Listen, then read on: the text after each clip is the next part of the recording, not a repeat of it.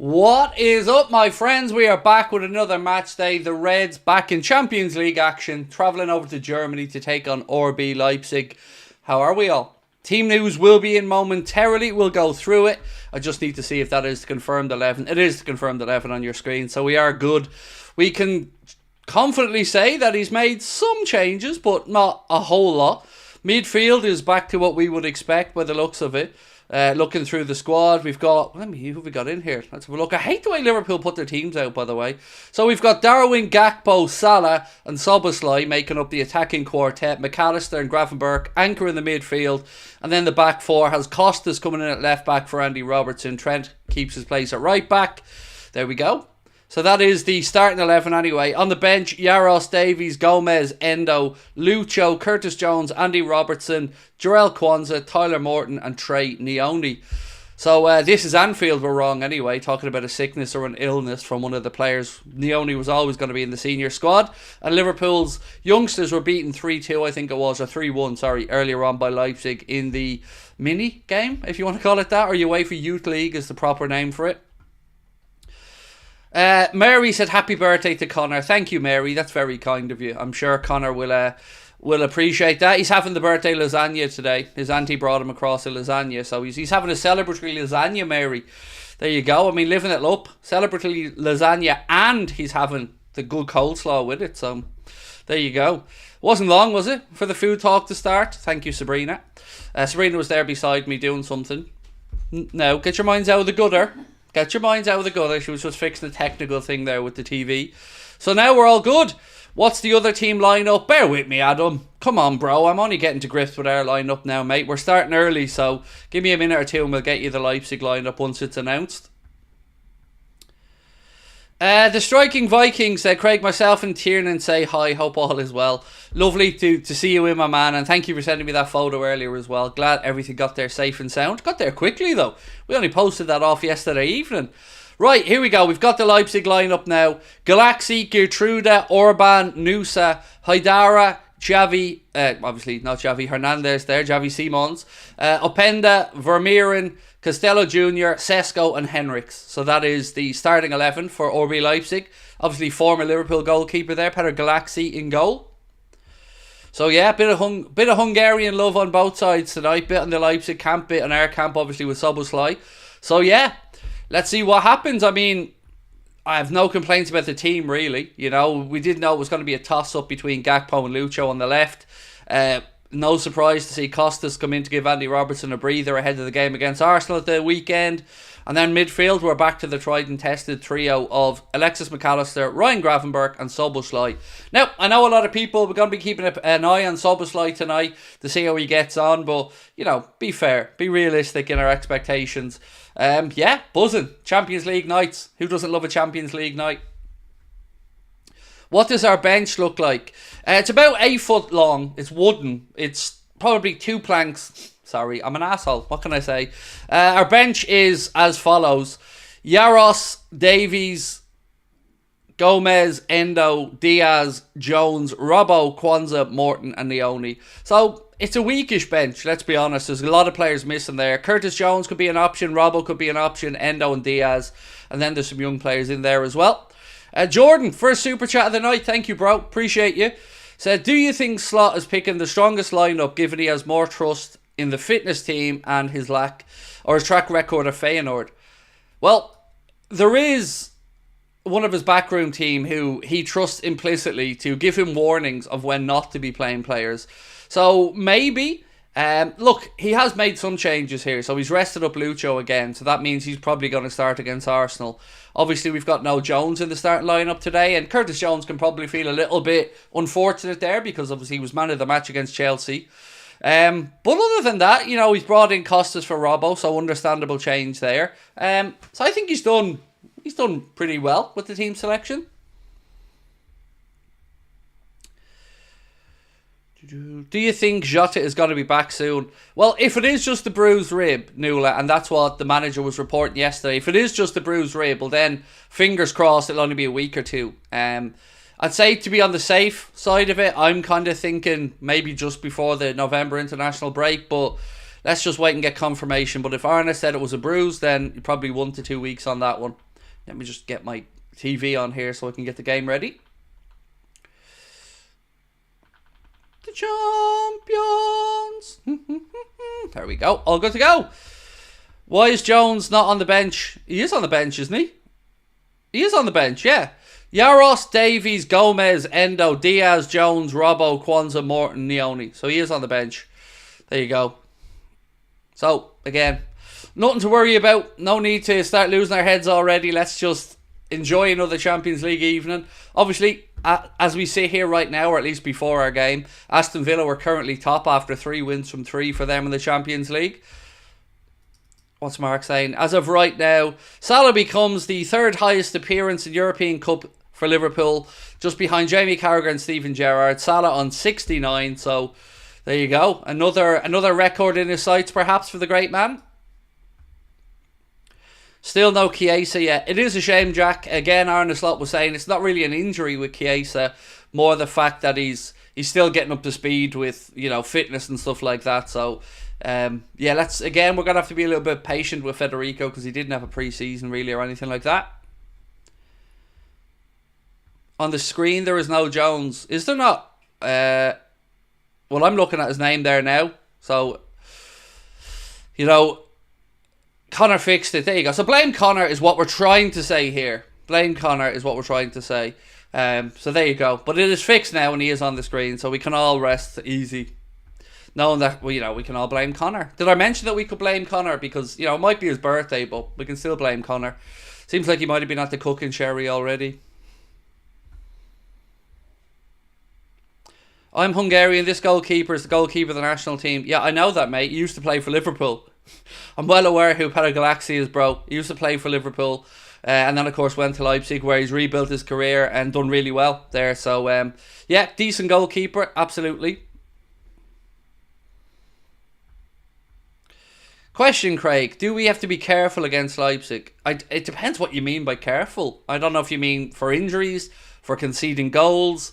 I would say just enjoy this game tonight. We've had a good start to the Champions League campaign. I think if we win tonight, that really does get that top 8 position in our sights. Obviously, difficult games coming up against Leverkusen, Real Madrid and whatnot, but I wouldn't be too fussed about it. Even if we drop points tonight, I'd still feel very, very comfortable. We'll see the latter stages of the Champions League. So yeah, I wouldn't stress about it. Just enjoy the game. I said that, but I'll be screaming and shouting like a lunatic in about an hour's time. So yeah, it's easy for me to say that now, isn't it? How have the live shows been going? What do you mean, these live shows or in-person events? Either way, all good. All good, sir. All good. Neil said no need to win tonight. What? Come on now. There's always a need to win. You know, winning's a good habit to get into, Neil. I know what you're trying to say, you know, and I understand where you're coming from, bro, but, you know, a win would be nice. Let's be honest, mate. It would. Adam said Saka looks like he'll be back. Yep, he might indeed be back for the game of the weekend, but look, Calafiori's going to be out, Saliba's going to be out, Odegaard's going to be out. They're struggling at left back, so, you know, let's wait and see. And look, if Saka is back, is he going to be really fit? How much of an impact will he have on the game?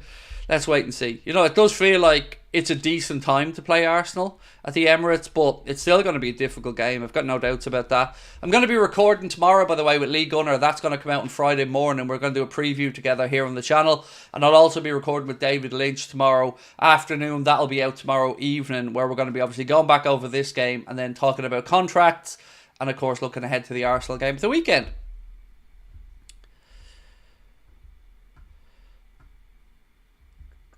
I hope you and the family are well. All good, Ryan. Thank you, mate. All good. You know, really enjoying the last week or so. It's been fun. Craig Arteta stated about Arsenal being unlikely. He said today, though, you know, the very latest stuff is that he might be there. So, again, I'll take my words directly from Arteta and not Fabrizio Romano, who I know a lot of people love to worship in the gospel according to Romano, but that's outdated information, mate. Arteta said himself that it looks like he could very well be there at the weekend. So, you know, either way, it doesn't really matter. We've got to beat whatever Arsenal team, or try to beat whatever Arsenal team is out. And, it's never going to be easy, is it? Even if they do have injuries, they're going to be well up for the game. They'll have had an extra day's rest as well. Not that I'm complaining, by the way, about our rest. I mean, Wednesday, Sunday's absolutely fine. So yeah, all good. But let's get through tonight, and then we really start building up to that massive game on Sunday. Nunes hat-trick incoming, said Ishan. I certainly hope so. That would be amazing. Look, even if I'm getting a goal or two tonight, that would be class. What have we got? Win this game or at the weekend? 100% if I had to pick one, Dean, weekend, mate. 100% have to be the weekend. Because we have a bit of wiggle room here, but if we beat Arsenal at the weekend, that'll give us a 7-point gap on them. I know it's early doors in the season, and I certainly wouldn't be completely writing them off, but it would be a good early blow to strike, wouldn't it? To push that gap out. Even if you go there and get a draw, yes, Man City could go ahead of us by a point or two, but we would still be ahead of Arsenal by 4. So it's, look, it's set up for a very exciting next couple of months. Some huge games coming up. And it's going to be a test of Arne Slot's man management skills, his rotation, and the medical team are going to be put to work as well. Would I prefer Kulusevski or Szoboszlai? Szoboszlai. I do like Kulusevski though. Good player. But I like our Dom. And look, I'm not sitting here trying to say that we don't still have more to come from Dominic Szoboszlai. We absolutely do. But I don't understand some of the, what I feel is over-the-top criticism coming towards him lately. I like the idea of increased competition in the squad, by the way. So Jones playing really well at the weekend is a good sign, because that should, in theory, lift performance levels, because people know what level they have to be at now to be playing week in and week out. And if they're not, there's a player or two there waiting to take that jersey from them. So that's why I always speak about increased competition being a good thing at a football club.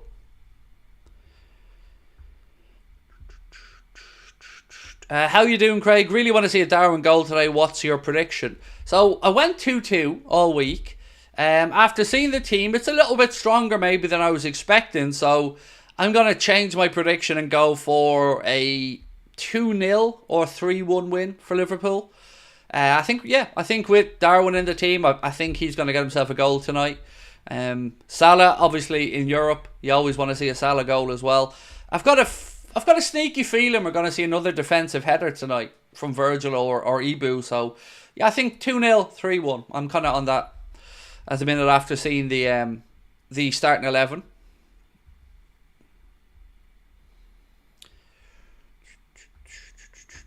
Right, let me get the poll up about the result. 1 second. Okay. 1 sec, folks.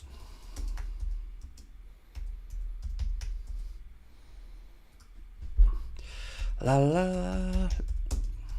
Okay, Liverpool win. Draw.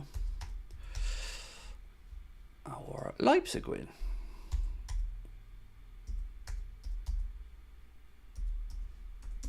Okay, there we go. So, give us your prediction. Liverpool win, draw, or Leipzig win. We'll leave that up till just before kickoff.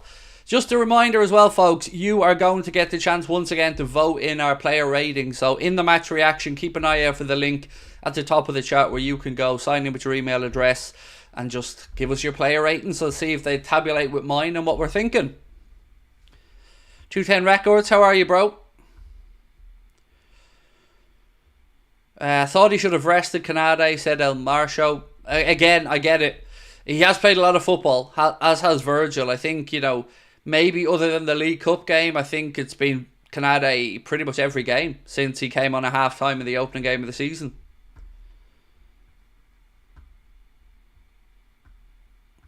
Fisherman said, called it, the fat slot won't rotate that much. Well, he's rotated a bit, to be fair. So, he had to put in Darwin because there's no Jota. He kept Gakpo there instead of Diaz. Brought in Costas on the left. So, he's made some changes. And again, I think, I'm probably surprised that Jones didn't get the nod again for this one. But maybe that's an indication Curtis may get the start of the weekend against Arsenal.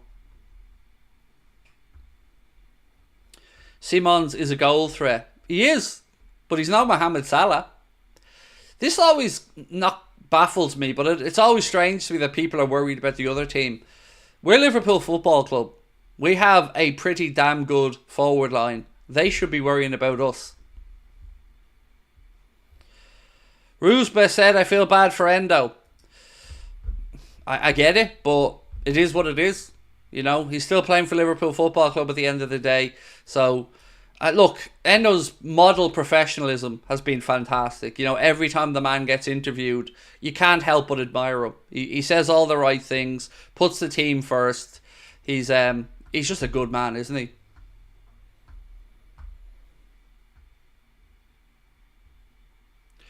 How many times have I been to Liverpool? I was surprised with tickets to the Villa game. Was over the moon. Oh God. Over 30, but I mean, I'll give you an exact number. Yeah, over 30, but I don't know the exact number, mate. Going over in January for the Champions League game against Lille. Can't wait for that. Marcus, how are you, bro? And welcome in. Said always love a Champions League night. Come on, the Reds. The champions. Ooh, ooh, ooh, ooh. You know, you won't be hearing that tomorrow night in the Thursday nights are your open nights. Remember that song? That haunted me. That haunted me last year. Seeing United getting beat every week in the Champions League and us having to listen to the Thursday night Europa League stuff on BT. Thoughts on Leverkusen fall off? I haven't really paid much attention to them this season. I know they're not at the top of the Bundesliga. Last I seen earlier on, they were 1-0 up, but I don't know what score that game is currently at. I've got no idea. But not surprising me that they've had a fall off. They put a lot of effort in last year for what was a monumental season to go unbeaten in the league, to win the league. What an achievement that was for Alonso and Leverkusen. So, not surprised to see a bit of a fall off this year. It's 1-1 at the minute, is it? Yeah, I would have expected them to win that game now, to be fair. But Brest have been an incredible surprise, haven't they, this season? I think that's now 7 points out of 9 if they were to hang on for that result at the minute there, which is just astonishing. What a story that is in this season's Champions League.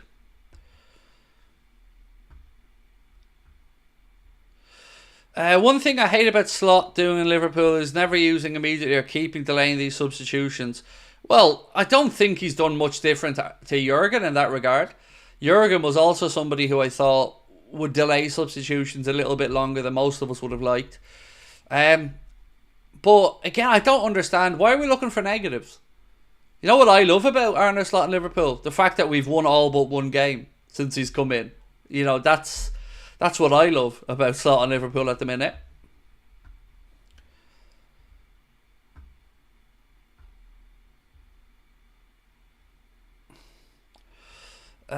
Can you stop spamming the same question, Nafunker? You're just going to get booted out, mate. You put it in twice there in the space of a second.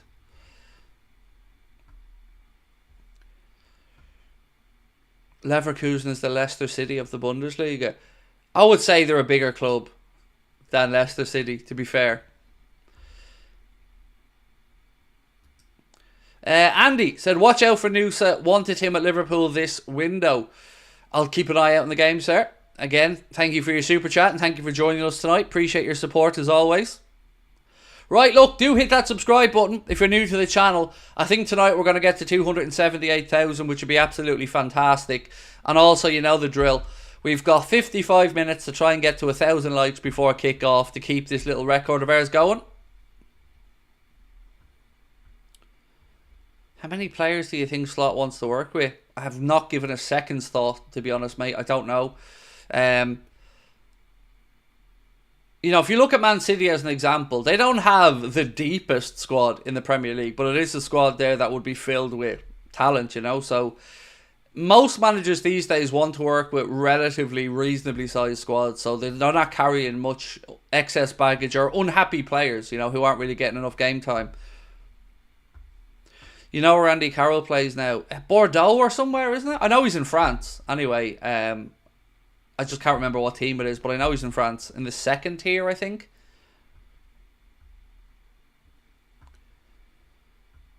Can you give us a lettuce update? Oh, we gave that update many times, mate. The lettuce is dead. The lettuce, yeah, the lettuce didn't make it. You know, didn't see it through. So he came home from Turkey and he was a goner.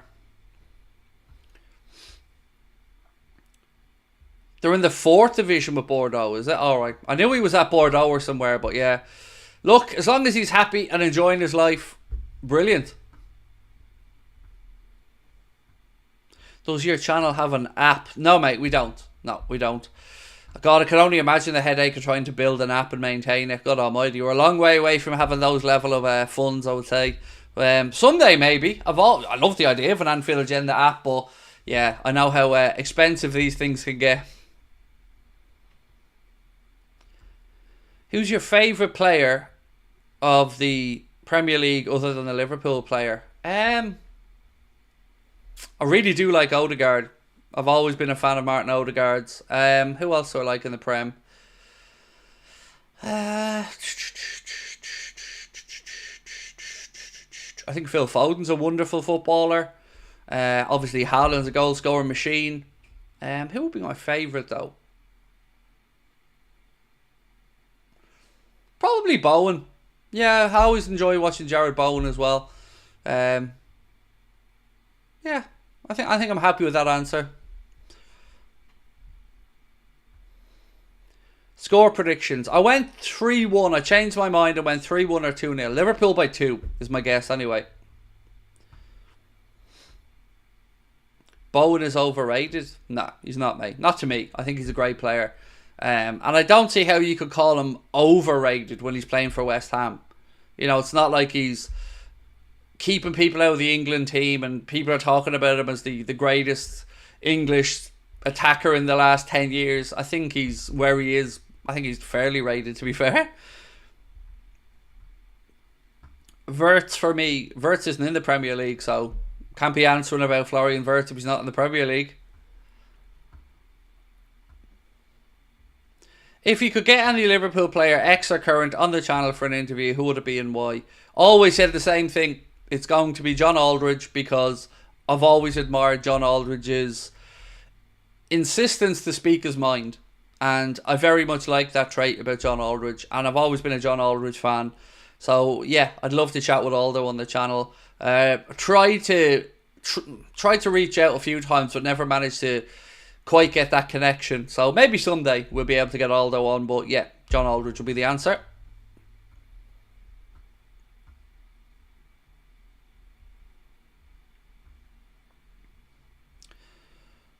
Who's my favourite player in the Bundesliga? I don't know, haven't we? Probably Musiala.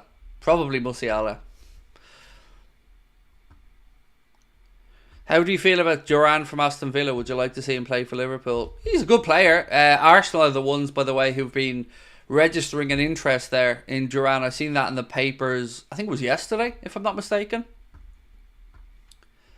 Who's my favourite City player?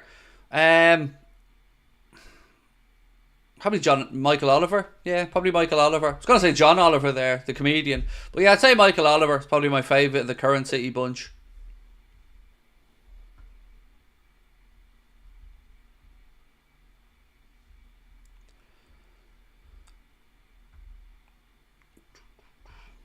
Would I take ENQUIRIES to Liverpool? Yeah, I probably would. Yeah, he's looking really good. And, I'm wondering, like, if Ruben Amorim does leave Sporting, will he want to move to the Prem? Because I can't see him going to Man City, because, let's be honest, he's not going to get in ahead of Haaland, is he? Oh, I know John Oliver's a red, Jasper. Oh, I know. I'm a huge John Oliver fan. That show is something I do not miss. I think Last Week Tonight with John Oliver is incredible. I just think he's a brilliant guy. And as you said, a red as well.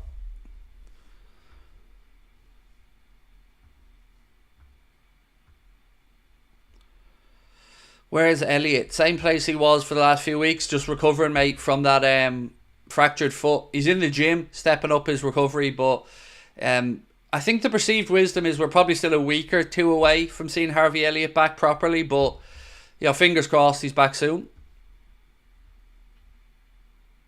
Am I going to stream the game here? No, we don't show footage of the game, mate. No, we'd be done for copyright if we did that.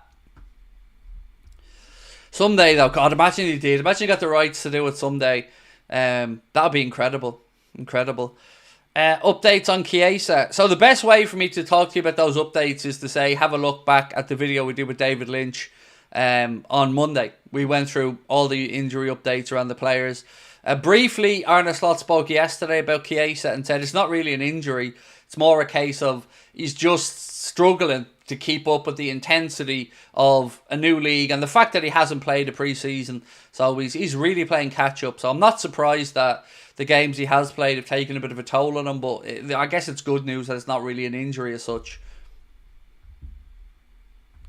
Stevie boy, how are you, sir? Welcome in. Said Jamie Gittins been linked with Liverpool, seen him play against Madrid, looks good. Thoughts? 100 million euro is my thoughts, mate. And you're right, he has been linked with Liverpool, formerly of Manchester City. But, you know, I think it was Christian Falk or Bill said this week that Dortmund have said 100 million euro is the number to Liverpool or anybody who comes knocking for Jamie Gittins.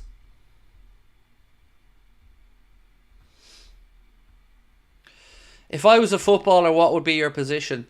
Well, I was a footballer and played at a pretty decent level. Played underage international. Was a goalkeeper. So that was my position.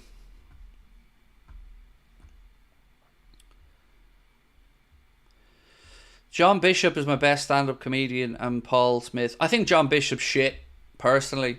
I've been to see him. Didn't find him at all funny. Haven't seen Paul Smith, so I can't really speak about Paul Smith. But favourite stand-up comedians, if we're talking about the best in the UK, it's without...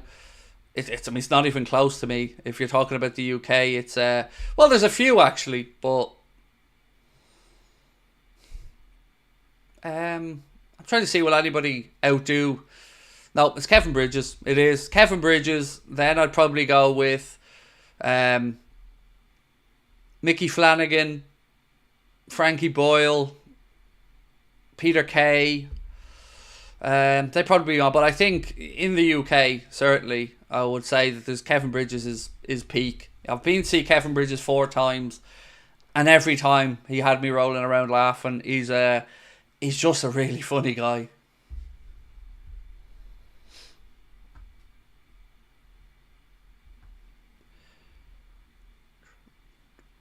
Ricky Gervais is... Do you know, I love Ricky Gervais, but I'm not a huge fan of the stand-up. No, I'm not saying I'm not a fan of the stand-up, but I much prefer Ricky Gervais in a programme. Or I love him when he presented, by the way. I thought when he presented, he was absolutely top-notch as well. But yeah, Ricky Gervais funny. I love your hair. Oh, God, let's all piss ourselves laughing, Elo, man. You're the first person that ever came in and commented on my hair. Well done. You definitely don't sit on the special row in the school bus, mate. Definitely not. You are 100% a bona fide genius. I am not at all sitting here calling you an absolute dickhead. Not at all. I'm here to praise you for your originality in calling somebody who shaves his head and has, you know, got a bald head to say, I like your hair. Oh, ho, ho, ho, ho. It's going to be a long time till you see a pair of boobs, my friend. A long time. If that's your game, then you need to fucking up it. I love your head. There's a joke in there somewhere.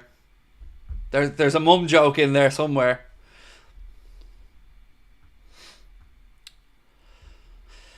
What channel is the match on? I'm watching it on TNT Sport 1. I think it's 1. Actually, let me just check. Yeah, TNT Sport 1 for me.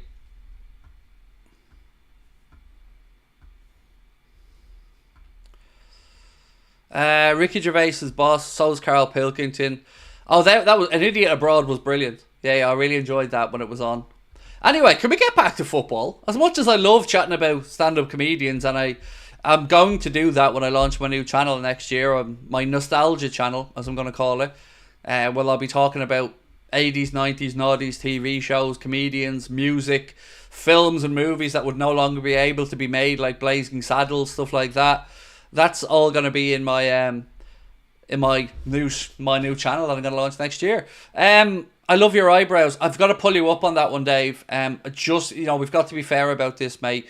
It's eyebrow. It's a unibrow. So, you know, I've taken years to carefully construct this magnificent unibrow.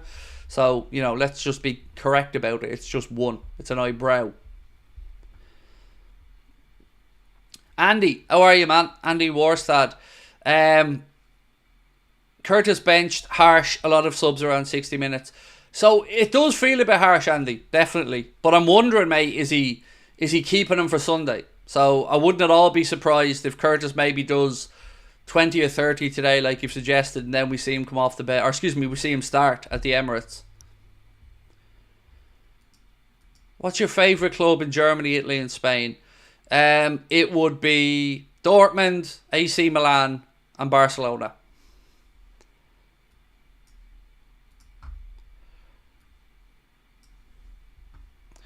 How is Dublin like? Expensive. Not as good as it once was, would be an honest answer. I don't live in Dublin, by the way. I live down in the southeast coast. I live in Wexford. But yeah, look, I grew up in Dublin. I loved living there, but I'm not going to lie to you. It wouldn't be my favourite place to go these days. There's a lot that needs to be done in Dublin, to be honest with you, which I think most people from Ireland will know what I'm talking about. With regards to, I mean, antisocial behaviour and stuff like that.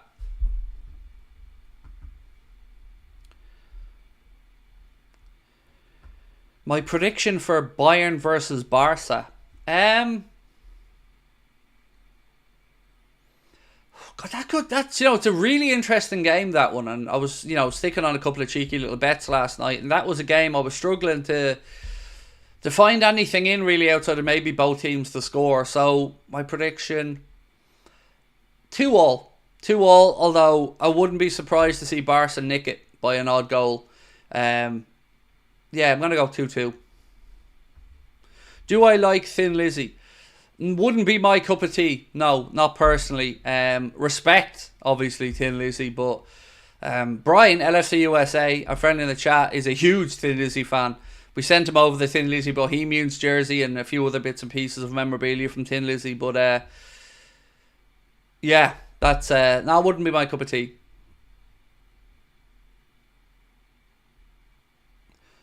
So Arne Slot talking about why he picked Alexis McAllister over Curtis Jones. I mean, is this a bit harsh? He said, Macca is no longer sick, therefore it's an obvious choice to make.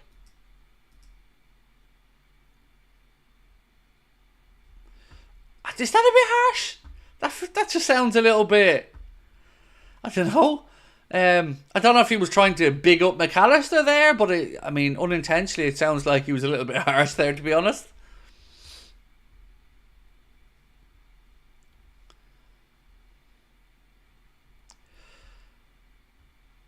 Am I for the reconciliation of Ireland? Are you talking about for United Ireland? Of course I am. Of course. I'm Irish. Of course I'm for United Ireland.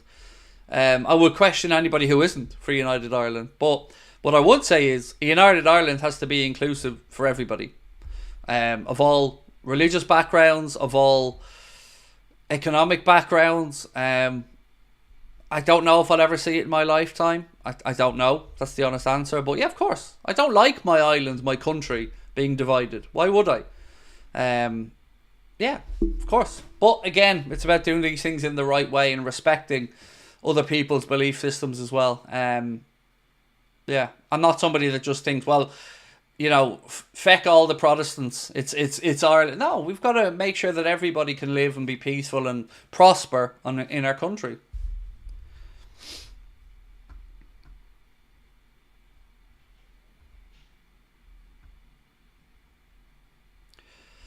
Stargirl, how are you, my friend? Let me just read out your comment, bring it up on screen first, mate. So, Stargirl said, I wasn't here yesterday. I couldn't support the Saudi takeover. I have fought for human rights and against prejudice all my life, and the regime is not friendly to the LGBTQ community. And I absolutely understand, respect, and admire where you're coming from, Stargirl. So, without wanting to drag back up that whole conversation from yesterday, there are short answers that I could give you around the whole situation. And the short answers would be all very supportive of your stance. And they are valid concerns and valid criticisms. I guess what my question would be, and I raised this yesterday a little bit, Stargirl, is, so I came from a country, or I live in a country, where when I was a child and I was growing up, homosexuality was still illegal in Ireland. Now, I don't remember too many people being punished for it, but it was still on the books as illegal because it was a very Catholic, church-led country. And I've seen a lot of changes in my lifetime where we've gone from that Ireland to a very inclusive, multicultural, understanding, open, loving Ireland. So I always try to think and try to give a benefit of the doubt to any nation that's looking to evolve, build, and link up with the rest of the world. There's a long way to go. And I don't know, honestly, where I'm at with the whole idea of it, other than what I've always said. I don't like state ownership of any football club. But yeah, I respect your views on it because they're very understandable, genuine concerns. How long have you been a Liverpool supporter? Since '88. So what's that now? 36 years? Favourite Irish player? Paul McGrath. Yeah, Paul McGrath. I've always admired Paul McGrath greatly. His book, I felt as well, his autobiography, is one of the most sincere, touching books I've ever read. So yeah, Paul McGrath.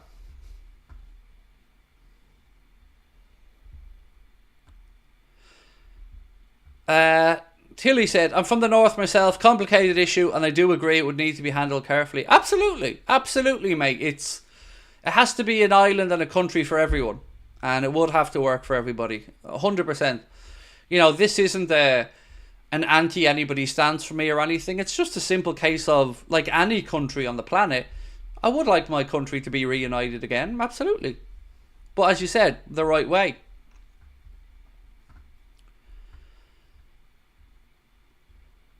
Craig, you owe me a tenner if Joe Gomez comes on and scores. Do I? Okay, no problem.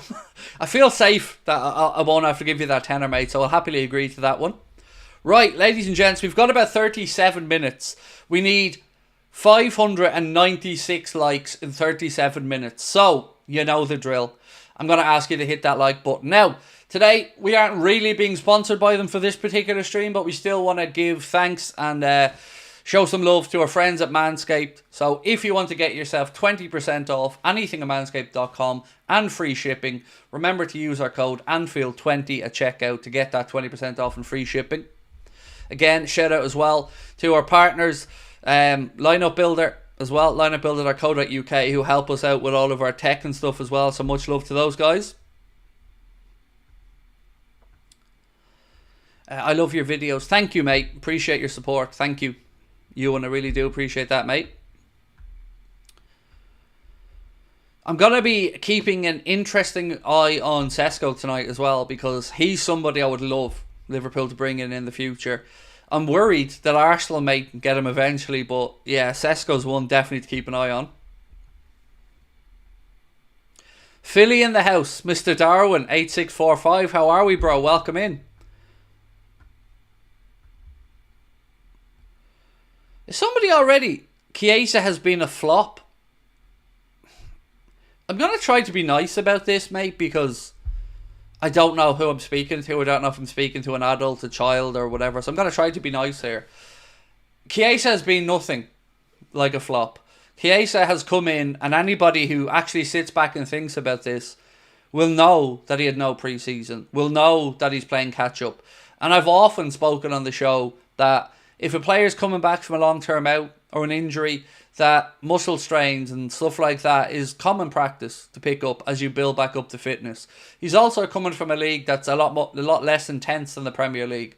So he's not out with an injury now. He's just out because he's struggling to maintain the fitness levels required because other lads have been in pre-season and in a rhythm. So he hasn't been a flop or anything like it. He's just not fully there yet. And the manager's spoken about this pretty clearly. So, I mean, and again, keep in mind what we paid for him.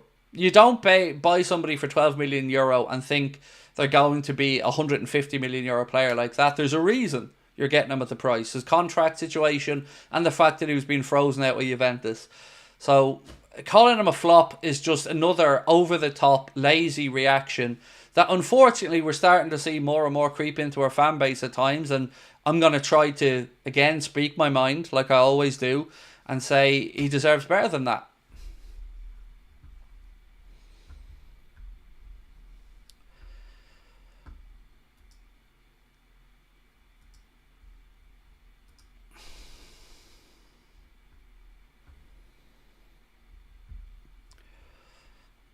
Do you honestly think Slot can keep this streak up?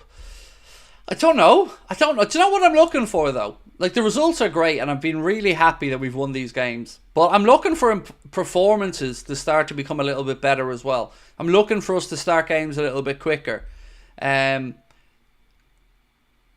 So, look, I would be amazed if we don't drop points in competitions over the next couple of months with the games we have coming up. Some really difficult fixtures in there. We've got this game, then we've got Arsenal, then we've got back-to-back games against Brighton. We've got City, we've got Real Madrid, we've got Bayer Leverkusen, all coming up over the next while. So, certainly an exciting time to be a Liverpool fan. But, you know, one game at a time. I know it's a lazy kind of adage, but that's kind of what we're going to have to do at the minute. But enjoy it. Enjoy it. Like, this is brilliant. I'm really enjoying the start to Arne Slot's career. At Liverpool, I should say. Sorry. Adam said, do you feel letting Carvalho go was a mistake? I feel he would have been good to rotate Dom and as though Harvey's injured. Not really, to be honest with you, because it didn't look like he was ever going to really make his way at Liverpool. And the offer that came in from Brentford I thought was a fair one. And he's even, you know, he's struggling to break in fully to that Brentford side so far. So I think on the Carvalho one I can understand it. Wouldn't have mind if he stayed around either, to be honest with you, but I can understand it. What would be your ideal starting 11? So, Chloe, I don't think I have one, because I would say against different opposition you might need to change one or two things. So let me say if we were playing Arsenal this weekend and everybody was fit, it would probably be Alisson, Trent, Canade, Virgil, Robbo, the midfield three that we have tonight, Salah on the right, Diaz on the left, probably Darwin through the centre if he's fit and firing. I think that's probably my favourite 11, but you know, different opposition, different defenders, different tactics might require a little tweak and change for the manager.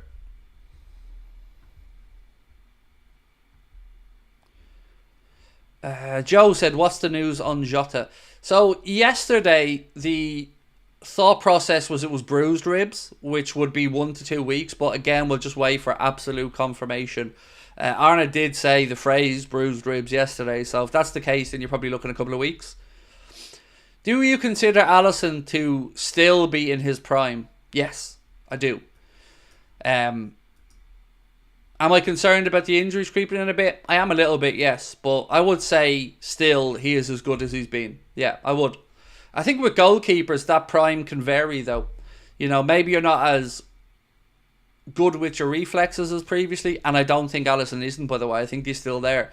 But your knowledge of angles, your knowledge of closing down, your knowledge of how to command your area, there's other things that come along with experience as a top goalkeeper. And I think Alisson is still right in there. You know, for a goalkeeper, your prime's probably 27, 28 to 32 in and around there. So yeah, I think Ali's right there. Can I get 2 mugs at the Liverpool show, please? I think, did I not reply to you by email, Adam, to say I won't be able to bring any over to Liverpool because I'm travelling over on a plane. Last time we drove over, we could fill up the boot of our car with stuff. This time we're flying over, me and Connor, and we only have 10 kilos baggage, so I don't think I'm going to be able to bring any to the show, mate. If I didn't reply to you by email about that, I apologise, but I thought I had.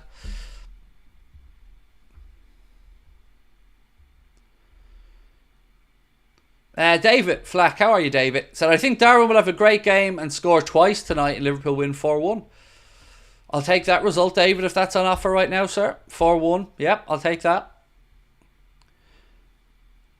Did you see Pingu is coming back? Good. The little cartoon character, the little penguin. Good. Rian Moy said, I think Jones should start over Szoboszlai to save Szoboszlai for the Arsenal game. Again, I can understand that, mate. I wonder if the manager's doing the opposite of that tonight, though. If he's playing Szoboszlai tonight to save Jones. Or if this is just going to be the midfield three whenever Arne can get them out on the pitch. It does look like this is certainly his favourite trio. Alexis McAllister, Ryan Gravenberch and Dominic Szoboszlai. Gooby said Luke Pingu.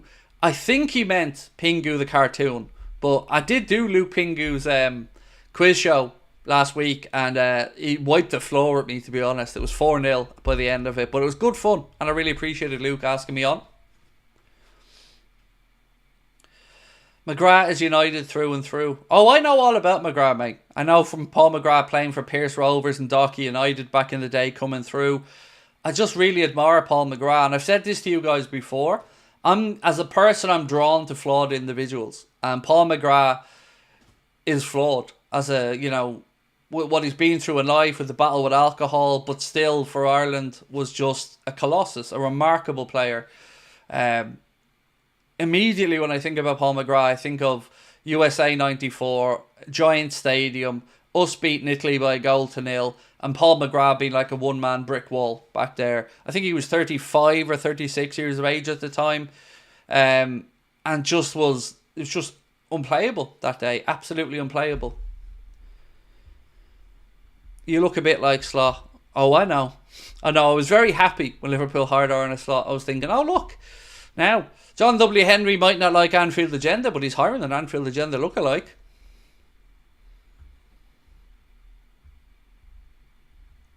So, we've got 406 likes to go and 27 minutes to get there. So, you know what to do.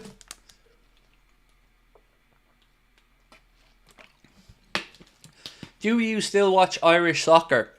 I don't know what soccer is, mate. Sorry, I don't speak that lingo. I watch football.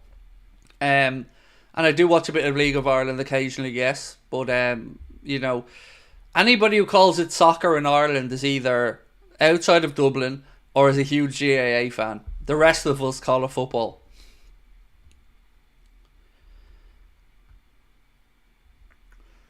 Did you see Arteta's interview yesterday? No Saka for the weekend. I think he's fit for the weekend from what I'd seen today, to be honest. I could be picking this up wrong, but I'm almost certain today there was a comment that he could be back for the weekend. But, no matter what happens, it's still going to be a difficult game for the weekend, and we've still got to go there and do our job. So, yeah, certainly not going to lie, it's beneficial to us. No Saliba, no Calafiori, no Odegaard. Definitely no harm.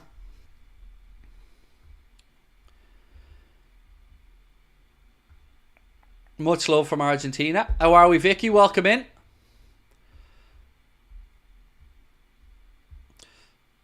Top 5 wingers in the world: Vinicius Jr., Mo Salah, Luis Diaz, Lamine Yamal, and Bukayo Saka. I don't know, mate. I haven't really paid much attention to wingers around the world to be ranking them in top 5s, but they're all fine players on your list. Pranav, how are you, bro? Let me just get your comment up on screen. I watch on satellite TV and your commentary is always about 40 seconds behind my coverage. I know. I've explained this so many times, mate. So I'll do it one more time. I use Sky Glass, which is a streaming service. And inherently, streaming services are probably 15 to 20 seconds behind satellite dishes. And on top of that, then, you've got a delay from YouTube, which probably adds another 5 to 10 seconds in there. So, there's nothing I can do about it. That's why we sync up at the start of the game, so you can pause if you want to be on the same wavelength as us. But that's where we're at, mate. Not much I can do about it. How good is the Sky Glass, Craig? Well, I say Sky Glass, that's technically a lie at the minute because we got rid of the Sky Glass TV because it kept shit in the bed. So we have Sky Pucks and streaming service. It's just easier to explain it as Sky Glass. But when it worked, it was great. But 3 of them we had to return, 3 of the televisions, because they just kept freezing. So, yeah, I'm regretting getting rid of my Sky Dish, put it that way.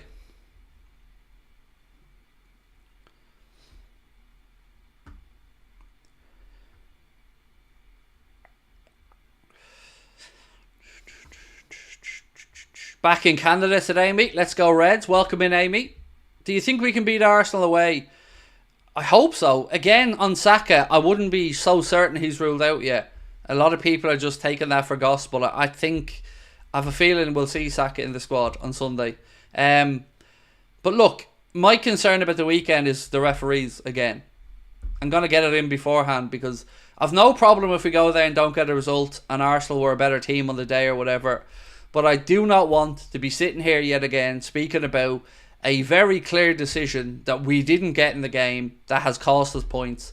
Because every time we've gone to London or every time we've had a top of the table clash in the last year, it's been an absolute shitfest with regards to the refereeing. There has been gimpery of the highest level going on, and I can't sit through another one. So I hope Anthony Taylor brings his big boy pants and isn't influenced or isn't trying to prove a point.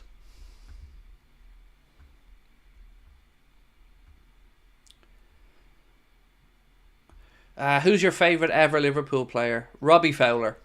Robbie Fowler, Steven Gerrard will be the top two. Do I think Alisson's going next season? We already have Kelleher and Mamadashvili. So I think Kelleher will depart next season. I don't really know what to expect around the Alisson situation. It's a tough one, isn't it? Because we know Georgie Mamadashvili's coming in, as you rightly said. And after that, I don't know what to expect around Kelleher and Alisson. I definitely think one of them will go. But I guess we're going to have to wait and see what the plan is.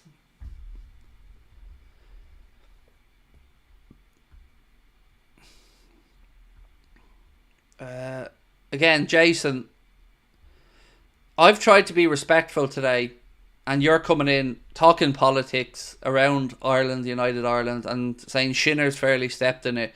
I'm going to remove the comment, mate, because, again, we don't do politics on the channel. We don't do religion on the channel. I answered the question earlier because somebody just happened to ask me about it, and I gave my answer. But, you know, if we start talking politics and religion, and it just divides people, and no good ever comes of it in the chat. So let's just stick to the footy or the light-hearted stuff.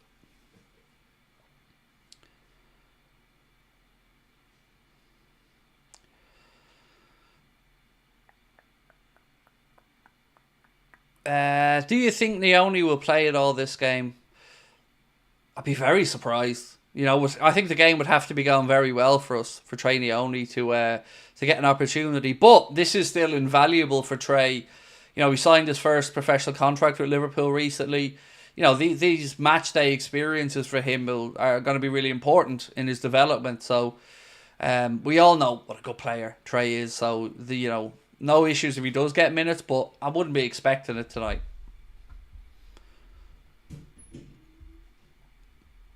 Oh, somebody's saying Celtic scored. That would be a good result for Celtic there. If they get, that's away against Atalanta, right? So that would be a very good result. Who's on the bench? It'll be on your screen there, mate, in a second, scrolling across. But happy to read through it for you real quick. For Liverpool, on the bench, Joe Gomez, Witoro Endo, Luis Diaz, Curtis Jones, Andy Robertson, Viroslav Yaros, Joel Kwanzaa, Tyler Morton, Harvey Davies, and Trey Neoni. Or, as his full name should be, Trey Morris Neoni.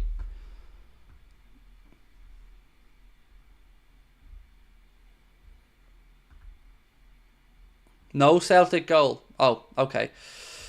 I mean, he says that I couldn't give a fuck about the Celtic game, by the way. So if you're saying it to try and troll me, thinking because I'm Irish, I'm a Celtic fan, you're barking up the wrong tree there, mate. I don't give a damn about Scottish football one way or the other. Celtic, Rangers, couldn't care less. So, 0-0, whoopee. Doesn't really make any difference to me. I'm a Liverpool fan.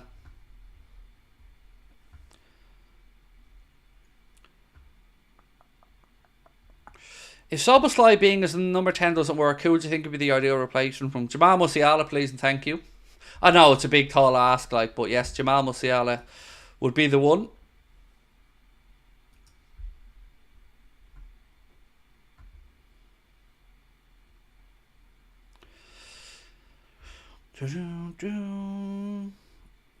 Kumas looks a good talent. Yeah, another goal on loan at Stoke yesterday. If I remember correctly, I think the Stoke game finished 2-2 yesterday. Stoke went 2-0 up. I think they were pegged back to a 2-2 draw.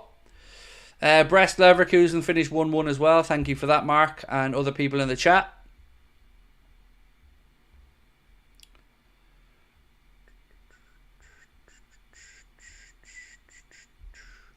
Little birdie told me that Arteta is lying through his teeth about Saka's injury is worse than it seems.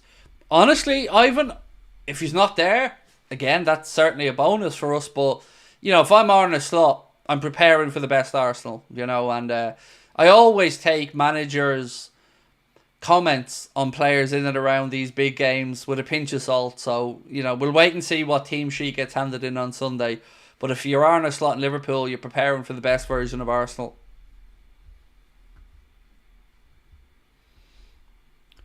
Would you say Lucho would start next weekend? I would imagine so, Chloe, yeah.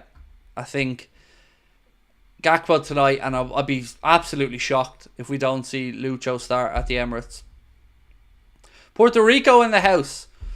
Is it George or Jorge? Either way, welcome in, dude. Welcome in.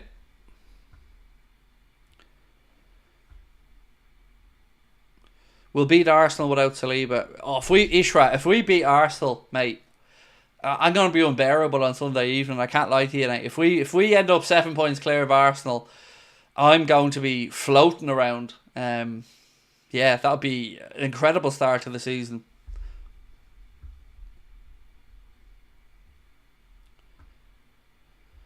Oscar said, as a Norwegian, watch out for Nusa. A couple of people have pinpointed Nusa as somebody to keep an eye on tonight, so I will certainly be keeping tabs. I'm obviously looking at Sesko. There's a couple of players in that Leipzig team looking at, obviously. We've been linked with Lukeba as well, one of their centre-backs.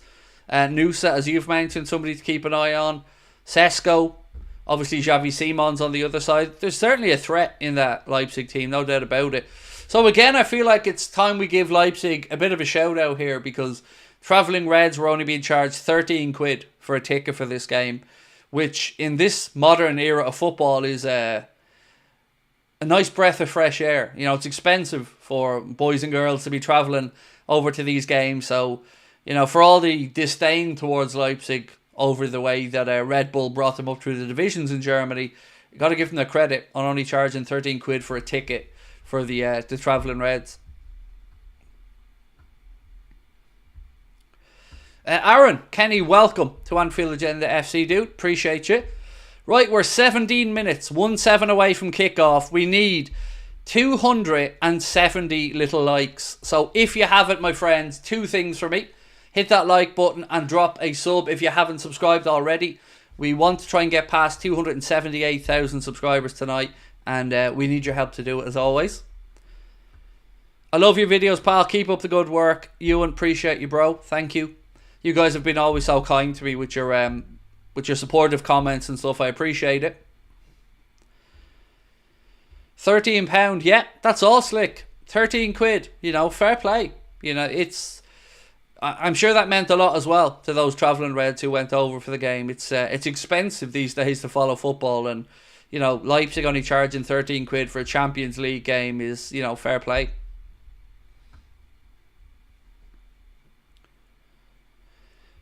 When did I get my cultural Pacific Island tattoos? I don't even know what they are, mate. So I'm. When did I get them? Oh God. I want to say 13 or 14 years ago, maybe more. Politicarin, thank you so much for gifting 10 Anfield Agenda memberships. That is really kind of you, my man. Thank you. Or my friend. I don't know if it's a male or female. Either way, thank you. They've gone to Jason Farrell, to Ali Noose, to JD, to Stephen Irons, to... What else have we got?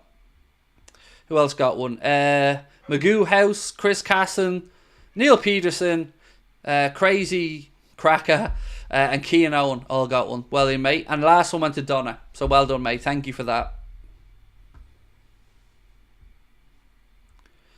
I like your tattoo on your top. Thank you. I ordered a black version of this for the live show in Liverpool, actually.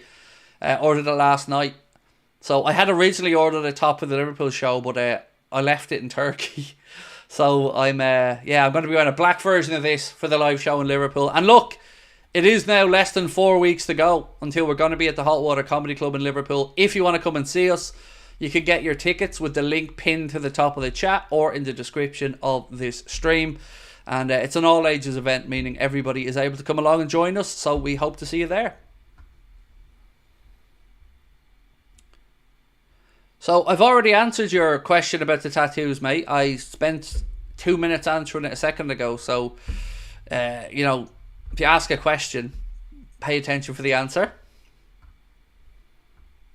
Asif Hussein, my pleasure to give you a shout out, bro. Welcome in. And thank you for joining us for tonight's watch along.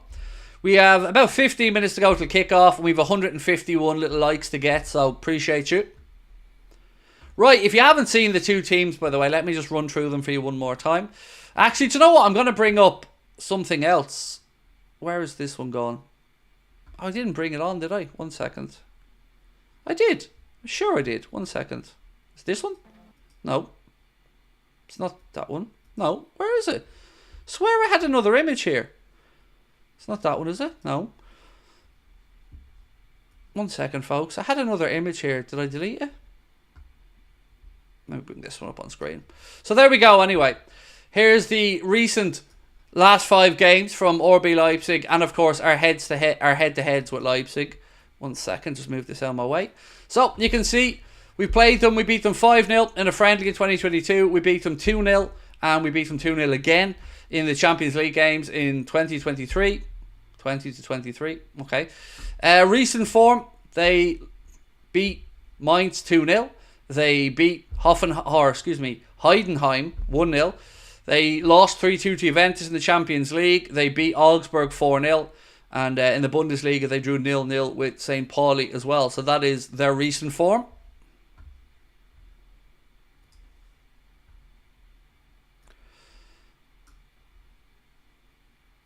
Sorry, I'm just going back through a couple of posts here.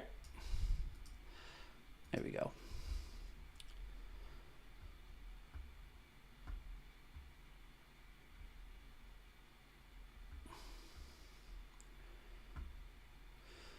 What do you think of dropping Szoboszlai from the starting lineup, playing Maka as a 10 with Endo on the double pivot? Endo doesn't suit the system. And let's be fair about this. Dropping Szoboszlai to bring in Endo, I mean, come on now. Szoboszlai's a better player.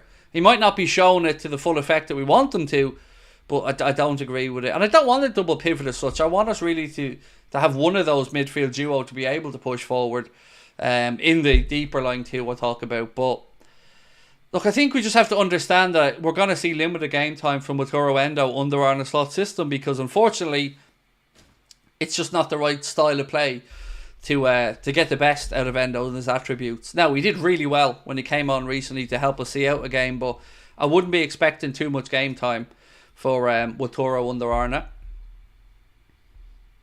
Thank you, by the way, for this as well. Simba, you didn't put a comment in, mate, but thank you very much. Appreciate your support.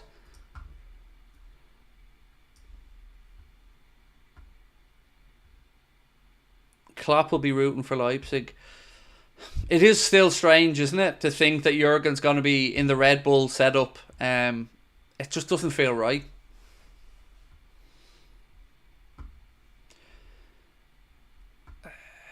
Endemulo, watching from South Africa. Joe Berg, welcome in, mate. Appreciate you.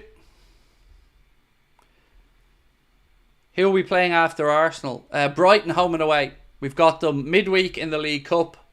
And or are they both away? Anyway, 2 games against Brighton. 1 in the League Cup, 1 in the league. Ewan, thank you, mate. Any news on Dan's? So the last that I'd heard was a couple of days ago, and it was again that Jayden Dan's is doing some rehab work. He's out running. He's starting to up his gym work a little bit, but not ready to start playing games yet for the under-21s and Barry Lutas. But yeah, on his way back. Shouldn't be too far away now. Obviously, it's been a really difficult start to the season for him. Jayden Dan's wasn't able to get a loan move away because of the injury and wasn't able to play yet. So it's going to take him a bit of a while to get back up to full fitness. Is the Adidas sponsorship done and dusted? Yes, it is. It'll be coming in next year. I'm not 100% on the length of the deal yet. There have been reports of 10-year, but I'm a little bit sceptical on that one. But we did have Paul Joyce and Chris Bascom and a few others yesterday confirm that Liverpool expect to see about 60 million quid a year from the Adidas deal.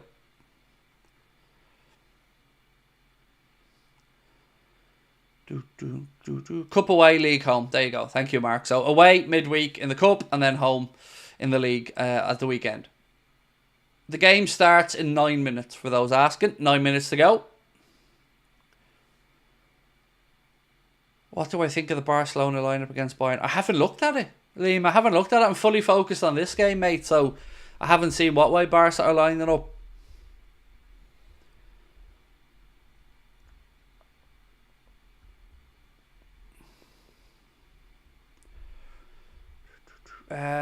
Who's your standout player for us this season and why?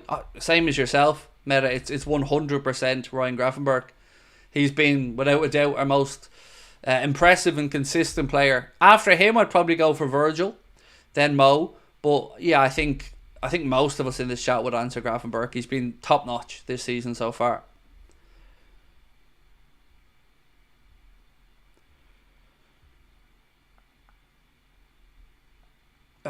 There's a league kit for 25-26 with Adidas. Love it. There's been a few. In fact, I think I have them here. 1 second. Let me just check. I did have an image with all three.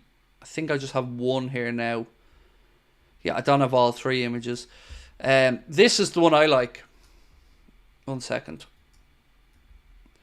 That one. If that comes out to be true, oh, just take my money. Please, just take my money. Because I'd be all over that. If that's a legit kit for next year, I'll be all over that. Brian, how are we, mate? Look at him coming in. It was Brian's birthday yesterday, as I mentioned, so let's all give Brian a big happy birthday as well. And thank you so much, Brian, for gifting those 50. And that's 60 so far today we've had gifted. Thank you so much, Brian. Love the green kit. So do I, Alex. It's absolutely gorgeous. If that kit's correct, take my money. Take my money. Right, let me look at this Barca lineup. I mean, not great, is it? Barca lineup's not great. I mean, it could have been a bit stronger than that. Mr. Darwin, welcome to Anfield Agenda FC as well. Appreciate you. And it's mad, I can still see these memberships getting gifted out there one by one from Brian. 50 of them takes a while to go through as well. And yeah, we hope you had a lovely day yesterday, Brian. Now, don't forget, everybody, it's Mr. Connor Crosby's birthday today, the other half of the channel. So a massive happy birthday to Connor as well. Here we go. Here's the image. 1 sec. So there you go.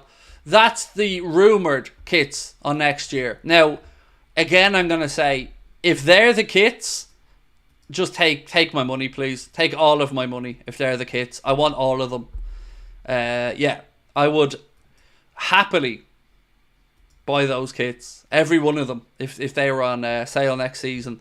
They're all gorgeous.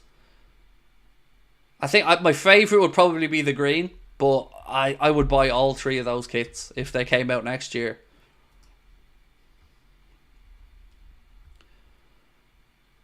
What do you think Arne will do if Zubamendi goes to City? Again, I mean, I say this often about Man City, and sorry, I just have to message Connor. How could you advise anybody to go to Man City yet? Until you know what's happening with the 115 charges against them. Like, you couldn't, in good faith, represent Zubamendi or a manager and say you feel confident sending them to Manchester City. You couldn't. Because they could be out of Europe, they could be thrown out of the league, maybe nothing happens to them. We've got to talk about that as well, but yeah, I don't really think about it.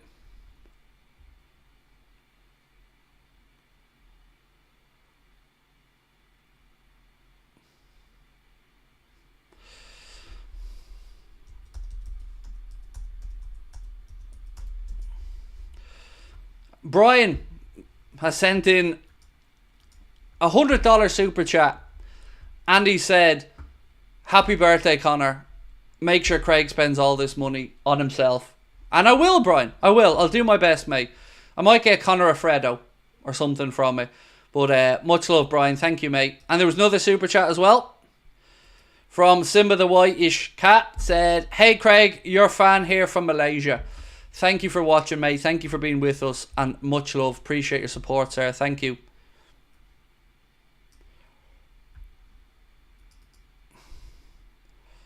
One second. Just want to check something with Connor here.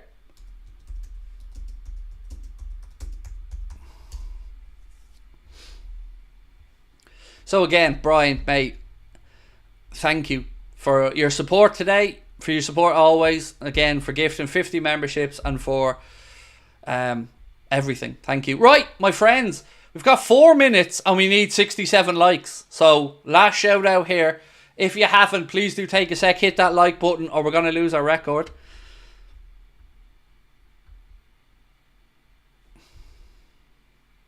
So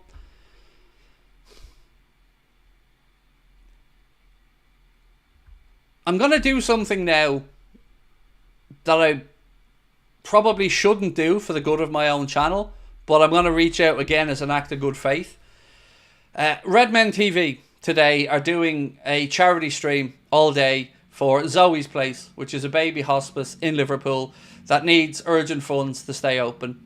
And as much as I want everybody to stay here and watch with us, and I do, if you want to make a little donation, or if you were thinking of sending us a super chat, jump across the Redmen, throw a little super chat in there from their friends at Anfield Agenda, just for a very good cause as well. I know everybody loves to blank us, and nobody wants to work with us, and nobody wants to interact with us, but I always want to give a shout out and some support to people doing good things. And Zoe's Place does incredible work, as I'm sure you're aware of. So yeah, if you are thinking of sending us a super chat or anything, you can use that GoFundMe link there that Connor's just put into the chat and go across and make a donation to Zoe's Place, and fair play to the boys at Redmen as well for helping what is an incredible organisation. So yeah, just a little heads up, just if you wanted to.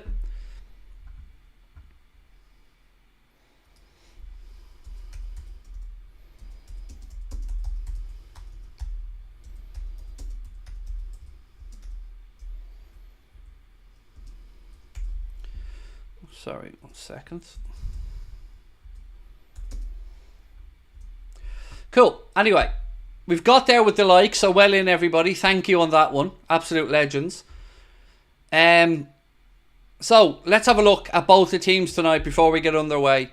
For Leipzig, it's Galaxy in goal, then Geertruida, Orban, Lukeba and Henriks making up the back four. Simons, Vermeeren, Haidara and Nusa making up the midfield, with Openda and Sesko up top. For Liverpool, it's obviously Kelleher in goal, Costas at left back, Trent at right back, Virgil van Dijk and Ibrahim Kanade, your centre backs today. In midfield, obviously it's Alexis McAllister, Ryan Gravenberch and Dominic Szoboszlai, Gakpo on the left, Salah on the right and Mr. Darwin Núñez through the centre. You're always a class act, Craig. Those channels don't deserve your graciousness, but the charity does. Look, Brian, I know I've said it before. All I can ever do is reach out to these channels, and nobody, we're always stonewalled by them, but I will always rise above any of the pettiness or the stupidity for good causes like a charity like that they're working with today. And you know, it is an incredible organisation, and anybody who wants to help out, you know, we're going to make a donation on behalf of our community, of course.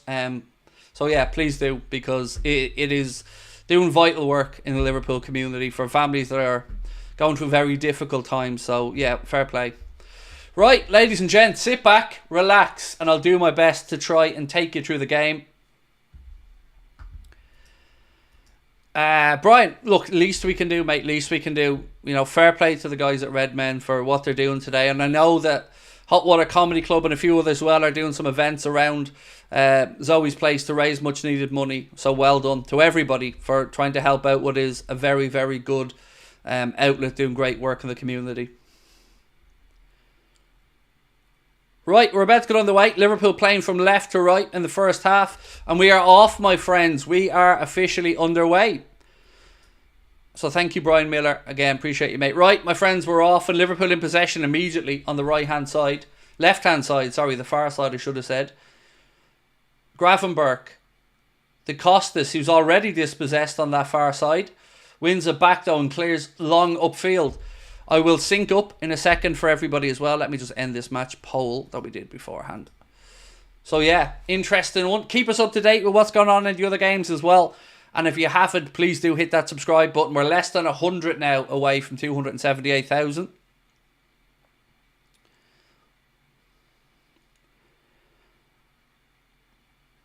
Am I going to be watching Bray Wanderers and UCD in the playoff?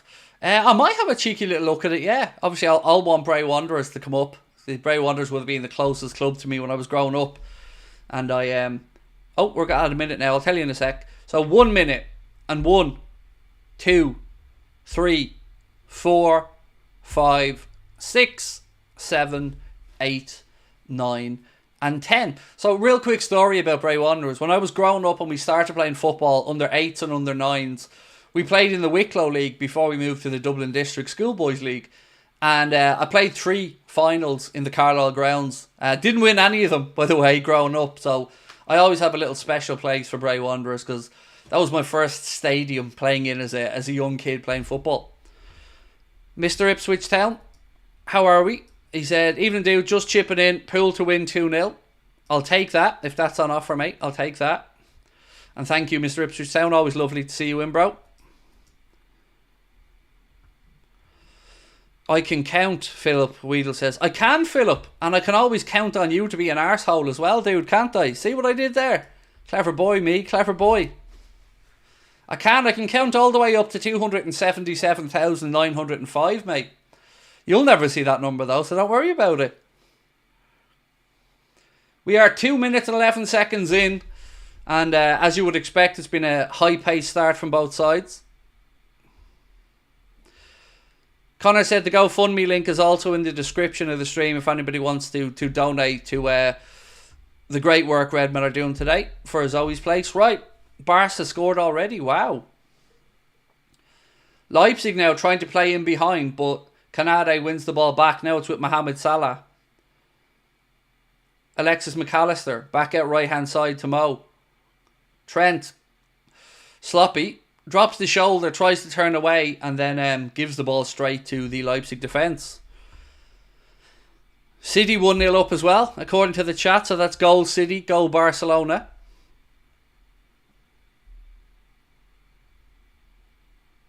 City have a fairly handy one tonight though, don't they? If I remember correctly, it's a straightforward game for them. Right, so Liverpool, again, you can see here with the 4-2-4. As Leipzig looking to play through.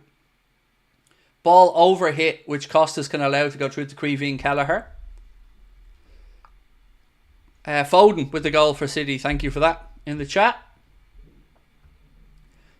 Right, so 3.5 minutes gone here, and Liverpool looking to play the way around this Leipzig press.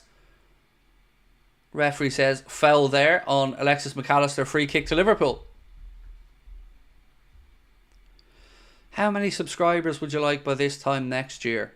It's difficult to judge. 350? Would that be pushing it? Somewhere between 320 and 350 would be amazing. Leipzig have won it back here as we sloppily give the ball away, playing out from the back. Well in, Trent. That's it. You see, Roy, Mr. Keane, more great defending from Trent as he carries the ball out of attack as well. Or into attack. Left side now with Cody Gakpo. He has a run at the Leipzig defence.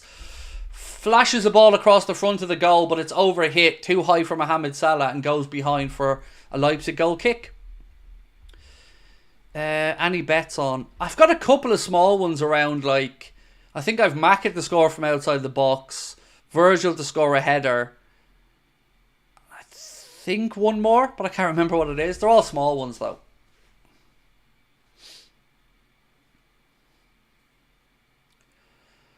So, we have over 3,000 people in the chat with us. Again, thank you so much. If you haven't, do hit that subscribe button and drop a like. We would love to pass 278 tonight, so we need your help to get there. Right, Leipzig. One really good piece in The Athletic, by the way, to keep an eye on this tonight watching the game, was they did a very good piece about Liverpool's structure out of possession in a 4-2-4. And how Chelsea found a way to play through that by playing diagonal passes rather than those straight lace passes or straight line passes. Liverpool block off those passing channels, but keep an eye out for this game if you see Leipzig trying to play diagonal balls through our midfield.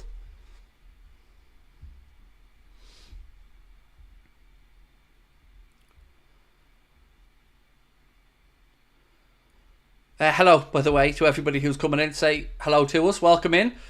Gravenberch now to Szoboszlai. Szoboszlai out to Mohamed Salah, right hand side. Salah gets his head up, tries to cross in. It's blocked. Back with Trent. Trent dwells on it and then has his pocket pinched by Xavi Simons. Now again they play it into that left channel. Ibu steps across. Well done, Ibu. Spares Trent's blushes there.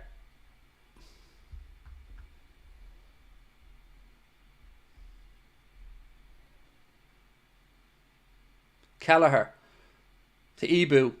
Kanade goes up the line looking for Salah. Again, Leipzig win the ball back. Nice ball inside here from Leipzig. A bit of space now. Look how narrow Liverpool are there. Look how congested we are centrally. Header. Ooh, Sesko. Ball in there behind. And it was a free header. But thankfully for us, it was straight at Kelleher. Simons with the ball in. And the header straight at Kelleher.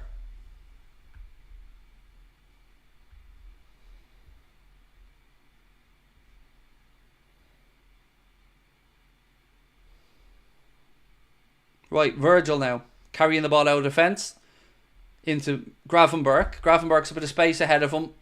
That was a hospital pass. Szoboszlai got clattered there, but it was because of the crappy pass. And it ends up the centre-back for Leipzig picking up a yellow card. So Gravenberch underhit it. Szoboszlai got there, and then he got absolutely clattered into by the Leipzig player and kind of raked his studs down the top of Szoboszlai's foot there. So Lukeba it is that's in the book already. He's another player, by the way, who's been linked with Liverpool. Is about to sign a new deal with Leipzig as well. Salah. Back to Ibu. Nothing on for Mo, so he goes back to Kelleher, who's about 10 yards outside his box. To Virgil. McAllister. Gravenberch. Szoboszlai. Ibu. Szoboszlai again turns into traffic. Well in, Gravenberch. Look at that. He's so good, isn't he? Ryan Gravenberch. Ball was given away by Szoboszlai. Gravenberch then steps in, wins it back for Liverpool, who have it again centre of the park.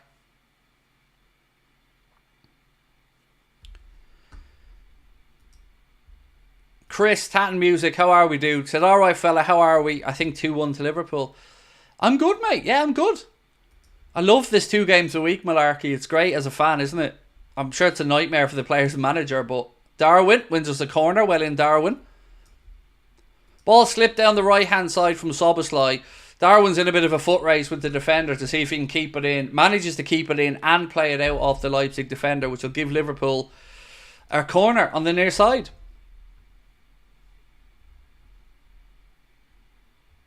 Amy said, I'm Baby Tiernan's mammy. Thank you for the gift. Oh, it's our pleasure, Amy, our pleasure.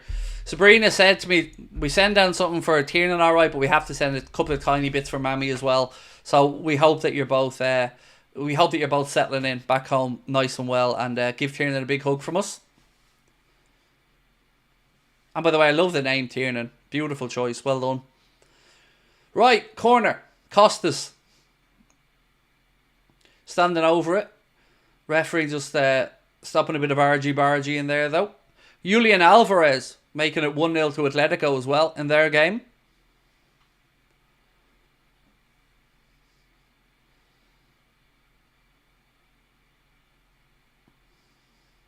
Right, come on, Costas. Good delivery, fella. Ball in. It was a good delivery.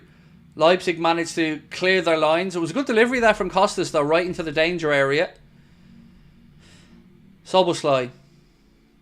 Out left side to Virgil. Cody Gakpo now. Wide left. Costas with another ball across. Hooked away by Leipzig unconvincingly. Trent to Salah. Back to Trent. It was again not a great ball to Trent that forced him into giving the ball away. Now Leipzig are looking to counter. But Virgil's back there mopping everything up. Craig, I'm having a few internet issues tonight and can't stay. I'm predicting 2-1 win for the Reds. Also, did I own an Amiga and was I a Kickoff 2 fan or a Sensible Soccer? Sensible Soccer. I would have been in the Sensible Soccer camp on that one, mate. God, those were the days, weren't they? and welcome in. I'm sorry you're having internet issues, by the way. I hope you get them sorted soon. 1-1, by the way, over in Barcelona. Looks like, according to the chat, Harry Kane has equalised there in that game between Barca and Bayern.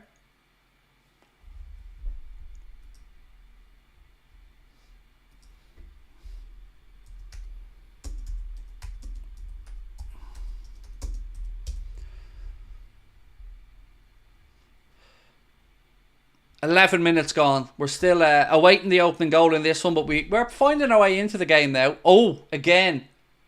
What? Is he booking McAllister for diving? Oh my God, the gimpery is on full display. He's just booked McAllister for diving. I need a replay here. How's... Oh my God, that referee is an idiot. He's an absolute idiot. He booked McAllister for getting fouled. He booked McAllister for getting fouled. Oh my God.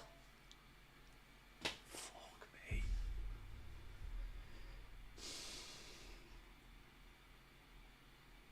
That's a new level of shenanigans. By the way, offside. The Kane goal didn't count in the Bayern game. That one's offside. Nah, that's... And do you know what gets me about that? It's the fucking arrogance of the referee. The arrogance to do this and all like he's right. You're so wrong. You are absolutely wrong. You gimpy little twat.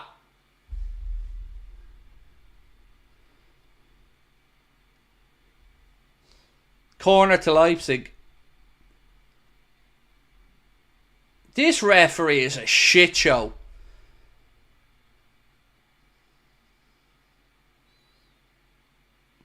And again, that should have been a goal kick. Last player to kick it was the Leipzig player.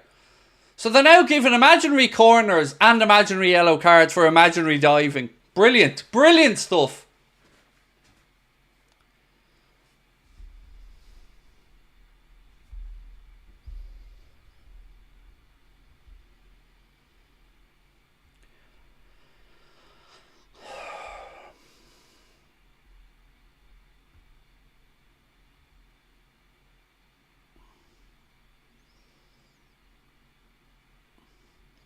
Oh, great save. Leipzig work a routine where the ball gets pulled back onto the edge of the area. They get a strike away. It's a good, clean, crisp strike down to Keller's left-hand side. He gets down and he not only makes the save but keeps hold of it as well. I mean, that was hit well. Good save, Quivin. Honestly, that disgusts me because now McAllister's on a tightrope for the whole game. Leipzig get to the byline, pull it back, looking for Simons, and thankfully Trent steps in, wins the ball back. That referee is absolutely just screwed us now, because McAllister can't even have a tactical foul now throughout the game, or he's going to get sent off. Yet again, we see one of our players fouled and somehow get booked. The incompetence is astounding.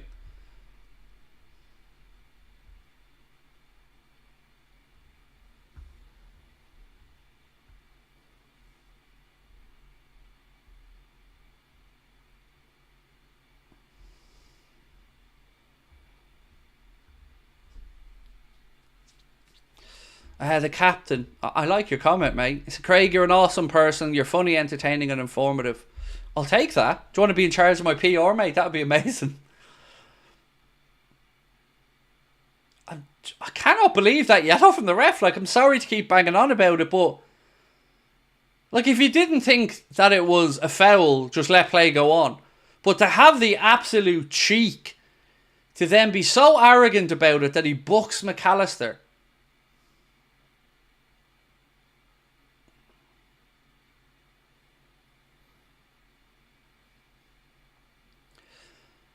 YouTube Pixel said the pitch looks lovely. It does. It looks fantastic. It really, yeah, it does. It looks really, really good.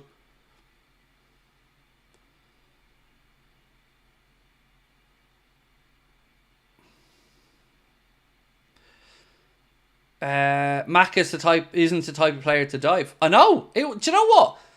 Mac had done brilliantly to ride the challenge and then try to get away. And your man put a leg out. And McAllister went over the leg that was across his body. In no way, shape or form is that a dive.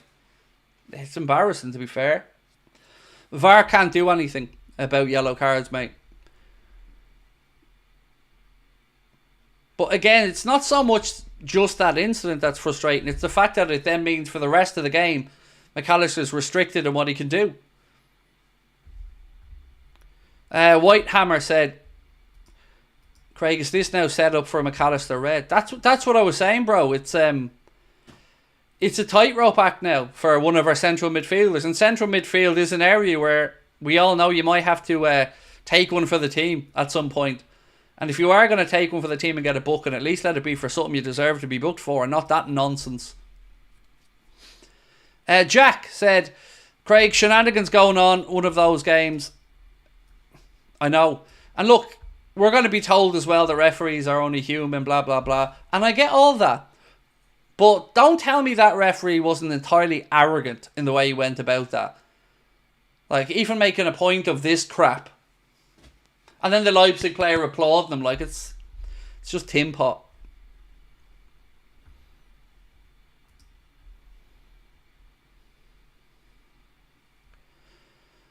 Leipzig on the attack down left-hand side. Gets inside. Simons. Well done, boys. Leipzig have it back though. Their press is equally as impressive as ours. Leipzig now right hand side. Ball crossed in but straight to Creevy and Kelleher, who does well.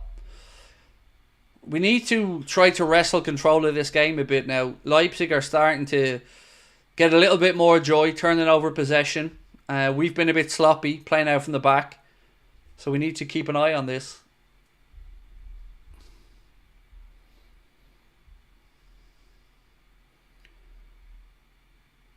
Good work.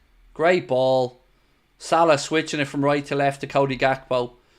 Gakpo now drifts inside. Puts in a cross. Oh, unlucky. Good ball, Cody.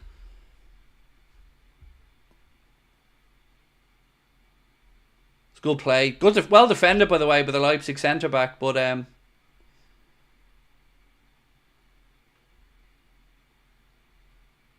oh...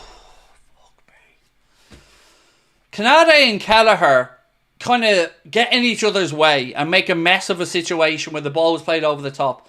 Kelleher tries to head it out. The ball doesn't go out for a throw. Sesko turns around and tries to curl and lob Kelleher, and it goes that much wide, thankfully. Once again, we're nearly the architects of our own problems. I don't know why Kelleher headed that and just didn't let it drop a little bit and put his boot through it. Salah now. Sloppy mode. Was no one there.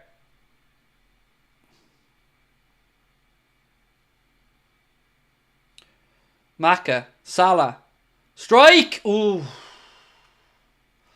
Went for the near post. Keeper got across and it went about that much wide. Takes one touch. Let's have a look. Oh, actually, it was a little bit wider than I gave it credit for.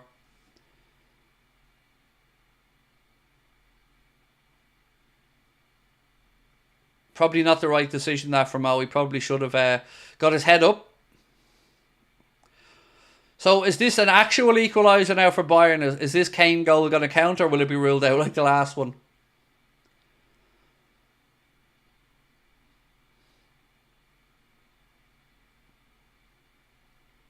Bayern again. Quick switch to the right hand side. Geertrude. Bayern now bringing it back. Or excuse me, Bayern. Why am I saying Bayern? Leipzig now bringing it back across. Canade, he clears it. Grafenberg's there. Come on, boys. Press, press, press. So again, keep an eye on the bank of 4-2-4 and watch.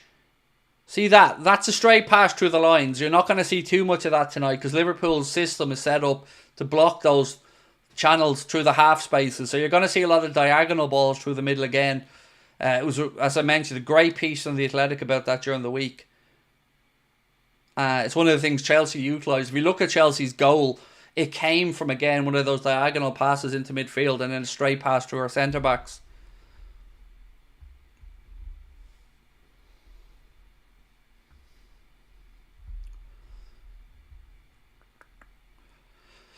I'd take a draw here for an Emirates win. So would I, Liam. So would I, mate.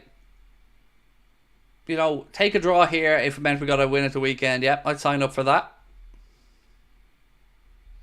21 minutes now on the clock. Still scoreless. McAllister. To Gakpo. He's dragged down. Referee gives him a free kick. Foxy said we look shaky. We definitely don't look composed, Carl. Yeah, we definitely look like we haven't found our rhythm in the game yet. But give credit to Leipzig on that as well. They haven't been giving us much time. Once we get in past that first third of the pitch, they're pouncing and trying to put us under pressure.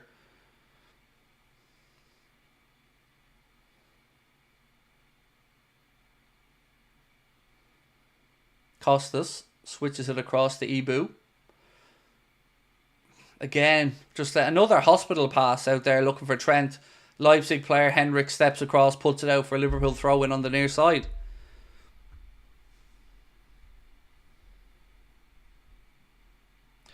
Just subscribe, love it, wish I could watch, but just can't pay for the money in Paramount in the USA. Well, Michael, welcome in, bro. Great to have you with us. And if you are watching and you haven't subscribed, please do follow Michael's lead there. Hit that subscribe button. We are only 53 now away from 278,000. Grafenberg brought down. Referee gets another yellow card out. That's 3 yellow cards already, if I'm not mistaken, in this game. 2 to Leipzig, 1 to Liverpool. Geertrude this time, put in the referee's book. Former Arne player of Feyenoord.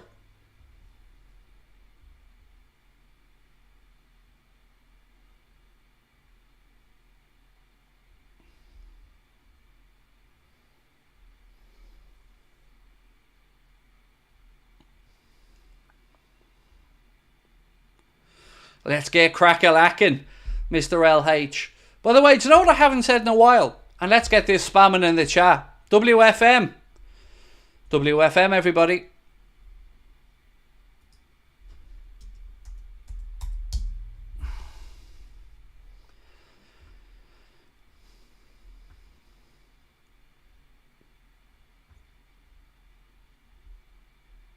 There we go. There we go. You love to see it. Don't forget, if you're a member, you've got the WFM emoji you can put in as well. Salah now switches to play right to left. I love it. I love it. Well in, well played, everybody.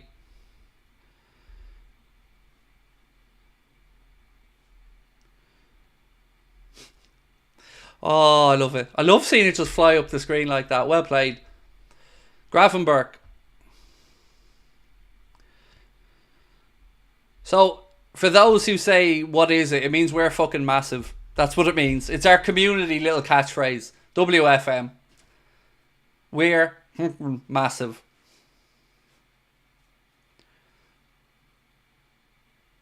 Trent is giving the ball away a lot, Robert. Yep, that's a fair comment, mate. He is.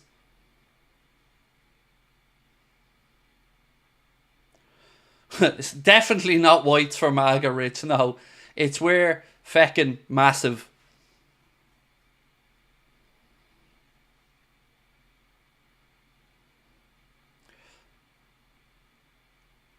I mean, I'd be some jobbo if it was whites for MAGA. I'd be in trouble then, mate.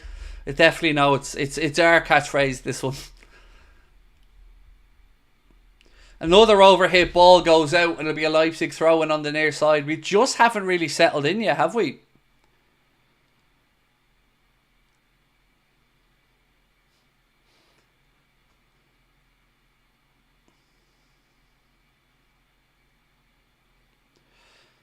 Oof. Again, ref playing an advantage here. Simons brings it away into the left channel.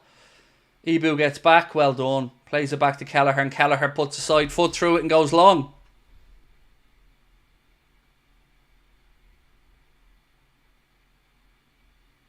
Oh, ball played through. Oh, top bins. That's offside, surely. Yeah, flags up. Openda absolutely skies one into the top corner. Offside flag goes up immediately. I mean, what a finish. You know, it is offside, but wow. Look at this for a finish. He's miles off, as you can see. But the finish was... wow. I mean, I don't know what Xavi Simon's giving it this for. Your man was nearly in another hemisphere. He was that offside. But, yeah, I mean, the defensive line did its job there. But, you know, props to Openda on the finish. Foxy, welcome to Anfield Agenda Ultras, my friend. Appreciate your support. Hope you, Leanne, and the kids are all keeping well. So, normally, when people say a player in our chat is doing shit, I don't normally try to say, nah, give him time or whatever. But I can't disagree with people on Trent tonight. He has been off the pace. And he doesn't look like he's zoned in here tonight so far. He's been very sloppy in possession. And so I agree. Trent needs to give his head a wobble here and wake up a bit. Grafenberg. Soboslai. Salah. Soboslai. Salah. Ball breaks back to McAllister. Gakpo, wide right. Costas, ball in. Salah, Darwin, goal! 1-0. Darwin Núñez. Darwin Núñez! 1-0. We've got the breakthrough. Darwin.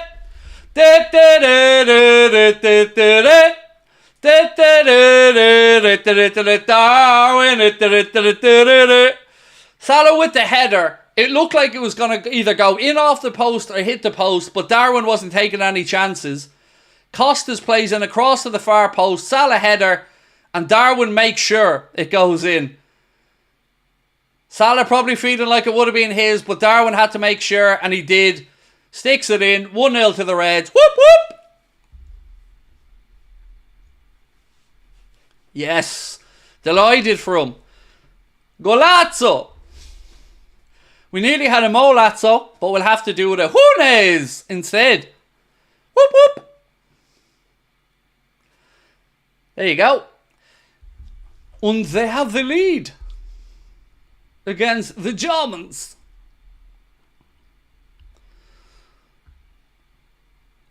Right, so all we need now is a Salah goal and a Van Dijk header, and we're tickety-boo. But there we go. I love that from Darwin, by the way. Could have gone in, might have gone in, but Darwin had to make sure, and he did. So Salah with the assist, Darwin Núñez with the goal, and the Reds 1-0 up. Where's the dancing alien? There he is. Sorry, I forgot to press the button for the background. And let me see, where's the dancing Nulon? There you go. You don't blame it on the sunshine. You don't blame it on the moonlight. You don't blame it on the good times. Blame it on the boogie. And that's exactly what we're doing. Look at him. Magnificent specimen that he is, Nulon. Nulon just can't control his feet.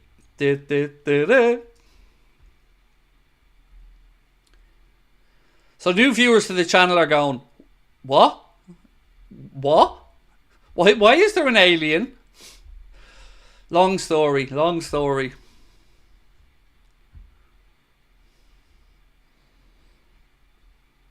He did kind of steal the goal, your dad. He did, but I don't care. I don't care. He needed his little moment and he got it, so well played. I just can't control my feet. Thank you, Paddy. Much love, bro. Welcome in. So I'll really quickly explain to anybody who wonders why we have an alien either behind me or dancing. During the COVID era, when Karen Brady and AFTV and lots of others wanted the league to be null and voided, we decided here on Anfield Agenda that we wanted a mascot to stick two fingers up to everyone that wanted us screwed out of the league. So we went and we took in Nulon and christened him Nulon Voider to kind of go null and void. So he was our little FU to everyone that wanted the league cancelled. And he kind of just stuck around. So yeah, Nulon. He's as much a part of the channel as I am or Connor is at this point. So, Mark's given me a bit of a quick stat, and thank you, Mark. Liverpool have now scored in 8 games in a row for the first time since March 2022. So thank you for that one, Mark. Oh, when the Reds go marching in. Oh, when the Reds go marching in. I want to be in that number. Oh, when the Reds go marching in.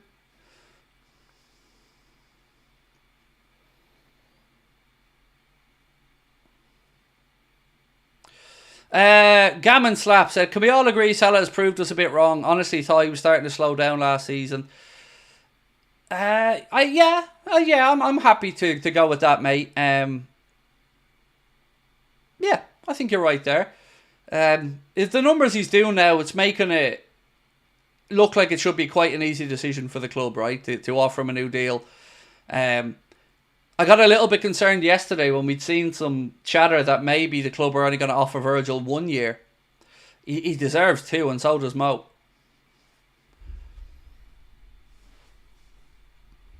Gakpo again. Wide left. Ball across. Header Darwin. Oh, great save. Lovely ball in from Cody Gakpo on the left-hand side.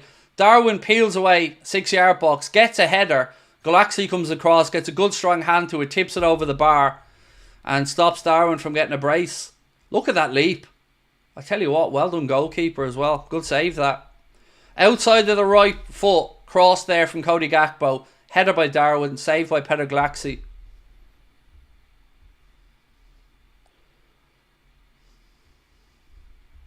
Right, corner to Liverpool. Ball right in again on top of the goalkeeper. Headed away. Costas now. Second ball in. Too close to the keeper. Galaxy then tries to play it out quickly. Trent's back there covering. Openda giving chase. That's a free kick. Well done, Trent. Free kick, Liverpool.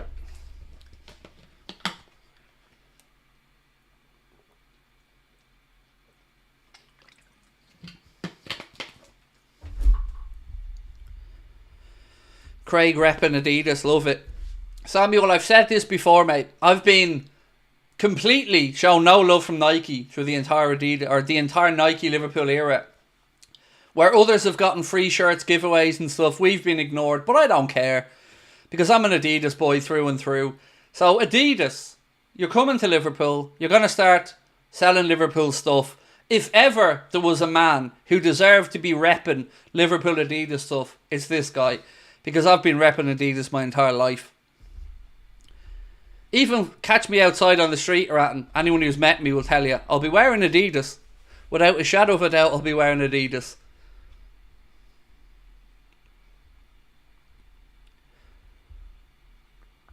And I'm going to spend a lot of money next year on Adidas gear.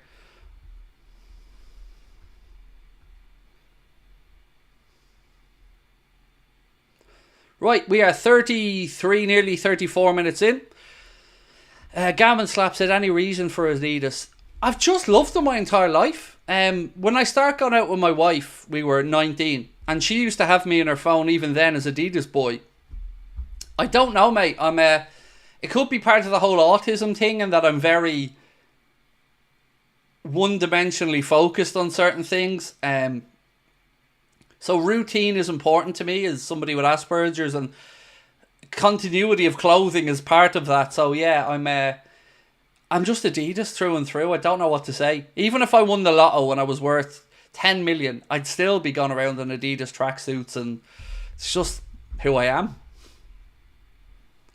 Why do I not wear a Liverpool shirt? A couple of reasons. One, I don't like most of them under Nike. And two, I'm kind of at that age where I question if I should be wearing jerseys or not. So, yeah, that's the answer. But mainly it's I don't like them, the Nike jerseys. I haven't been a fan of a lot of the stuff that they've put out.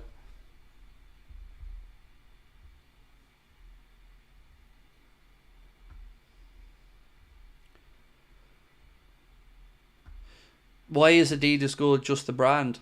It's just a favourite of mine, mate. Why do we like anything, you know? Why do we have a favourite beer? Why do we have a favourite packet of crisps? I don't know. I've just loved the Adidas logos, the 3 stripes. I don't know, mate. I just love it. I wish I had a rational explanation for it, but I don't. Giannis, thank you, mate, for gifting a membership. Very kind of you, bro. Oh, the Adidas zip-off pants are the best athletic pants ever. Do you mean the rip-off, the button ones that went up along the side? They were awesome. I used to go, all my mates in school wearing them, just, you know, they'd be going around freezing them with their tracksuit bottoms ringing on the ground, soaked in water.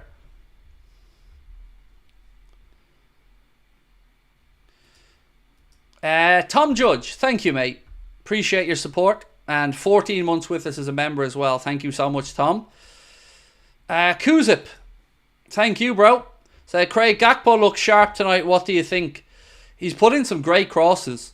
Obviously, set up Salah for the assist for Darwin, and then almost set Darwin up as well. Oh, another good save. This time it's Virgil comes across. Corner in, Virgil peeled away in the 6-yard box, got to the front of the 6-yard box, gets his head on it, and Galaxy again tips it over the bar. Oof, another yard to the side there, and I think Virgil has himself a goal.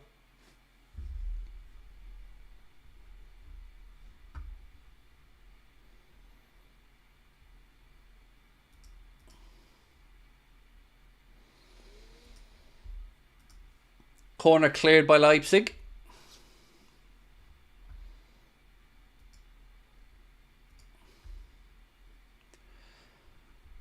Gakpo again, who, as our friend said a moment ago, has certainly had a good start to this one. 8 minutes left in the first half. McAllister. Costas. Back out to Gakpo. Oh, ref, no. Ref points for a goal kick. Darwin went down. Let's see if there's contact on this one.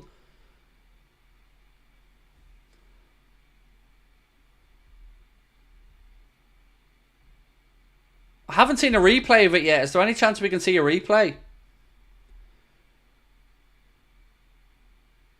Let's have a look. That's a penalty. That is a nailed on penalty. How? That's a penalty.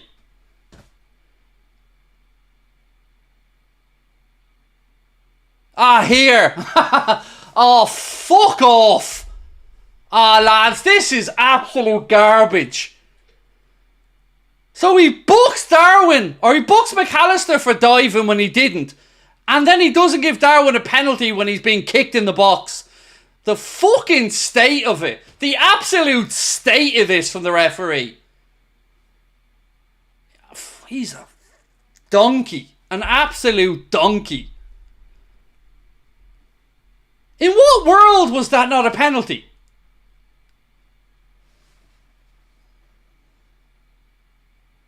Don't ever call us Liverpool again, by the way, because we get shafted an unbelievable amount.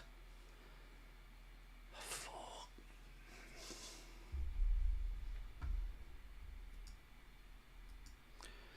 Is there VAR? Yes, mate, Champions League, definitely VAR in there, but I don't understand this. Like, the ref doesn't give it, and VAR doesn't have the nuts to ask him to go to the monitor because it was a definite fucking penalty. This is scandalous.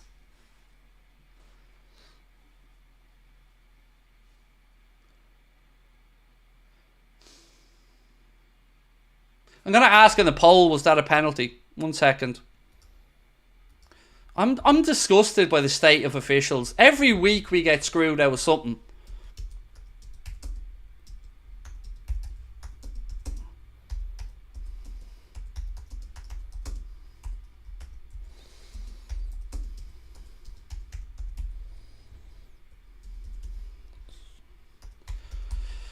Right, so was it a pen for the foul on Darwin? That's the question I'm asking in the chat.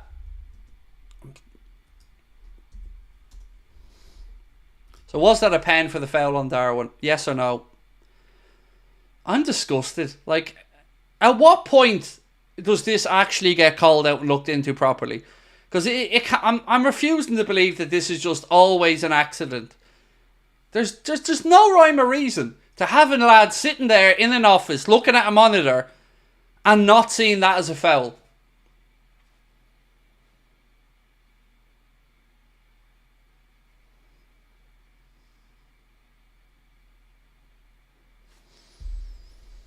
Another Liverpool corner here. I'm disgusted.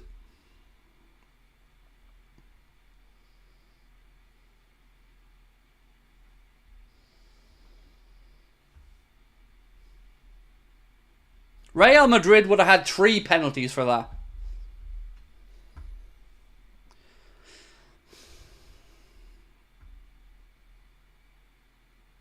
Oh, we've got the Gimpery one now as well. There we go. So, if you are an Anfield Agenda member, we've got the Gimpery referee emoji for you to use there. And let's see it in use, because that was a shenanigans, to say the least. And for those asking, yes, there is VAR, but VAR doesn't do anything for us. Remember, VAR didn't send the ref to the monitor when Doku kicked McAllister. VAR didn't send the ref to the monitor when Odegaard went full on LeBron James. VAR didn't send the ref to the monitor when we were getting those dodgy red cards against us at Spurs. And VAR hasn't sent the referee to the monitor once again here when Darwin gets clearly fouled.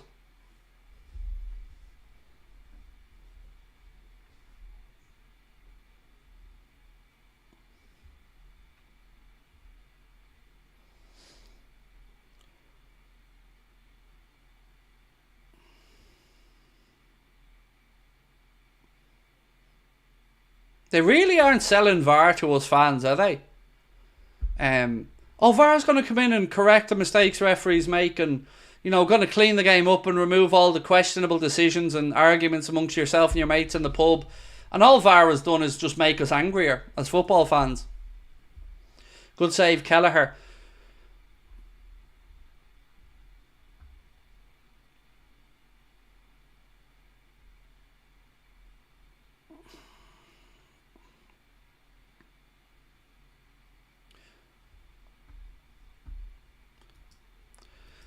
LFC Love said, is Howard Webb on VAR?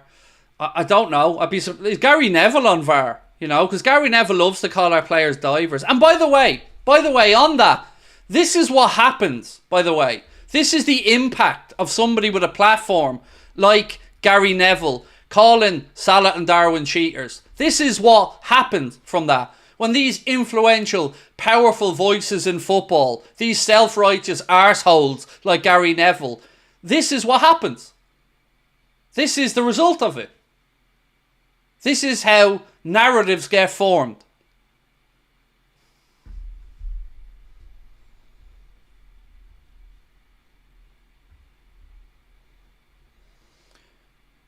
Oof, unlucky there from Gakpo. His strike just centimetres wide of the post. And Gakpo's still down now.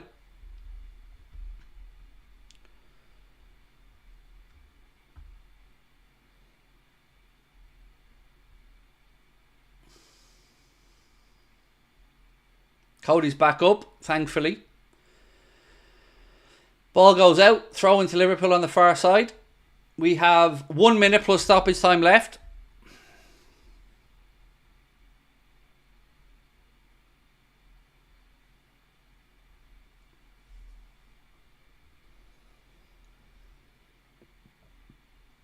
If you can, by the way, we only need 9 more subscribers to get past 278,000. So please do hit that subscribe button and drop a like on the stream for us. Let's check in on the poll, by the way. We've got over 1,300 votes and 93% of people said it was a penalty, and the other 7% aren't Liverpool fans. So there you go. 93% of people saying it was a penalty, and the other 7% are obviously not Liverpool fans on a wind-up, because I find it hard to believe that any reputable, self-respecting person wouldn't look at that and think it was a penalty. And Connor said, please do drop the Clips channel a sub as well. That's pinned to the top of the chat. If you didn't know we had a Clips channel, now you do. We put up the best of our short form content and clips from our streams and stuff up on the Clips channel as well. Trent, again sloppy, gives the ball away. 1 minute stoppage time added on by the ref here, just the 1 minute. Will 18 points be safe enough for top 8? What have we got? 24. It would be close, I would say. It's difficult to know because we've not seen this format before, but I'd say 18 points would be close enough. I'd say I'd want 19 or 20, but yeah, I don't think you'd be too far away at 18. What happened to that Juve flop you've signed? Yeah, you go fuck yourself. That's what happened to him. That's what happened to him, yeah.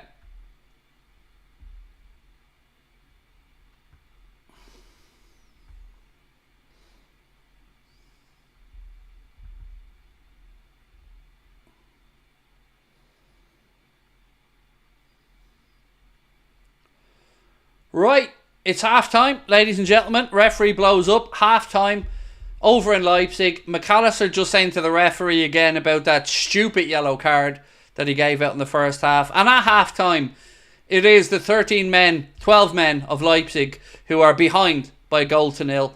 Referee did his best to screw us out of as much as possible in the first half there. Dodgy yellow card for McAllister. Penalties not given for Darwin Núñez. But still, even after all the shenanigans and gimpery, Liverpool lead by a goal to nil at half-time over in Germany.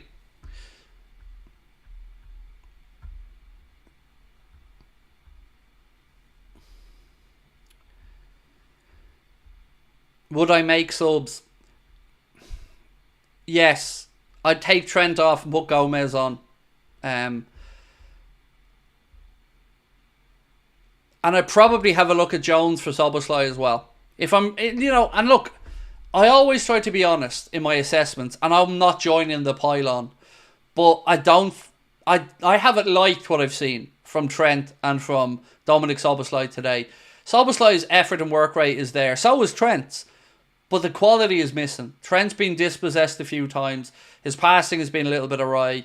And I'm not really thinking we're seeing the best of Dom. So if I was in charge now, I'd bring on Joe Gomez at right back. And I'd probably get Jones into midfield. It's a difficult one because of the McAllister yellow. You're tempted maybe to pull him off and bring on Jones. But I think I trust McAllister to go through. Even if it ended up moving McAllister a little bit further up the pitch, I think they're the changes I'd probably look at. Would you not sub Maka?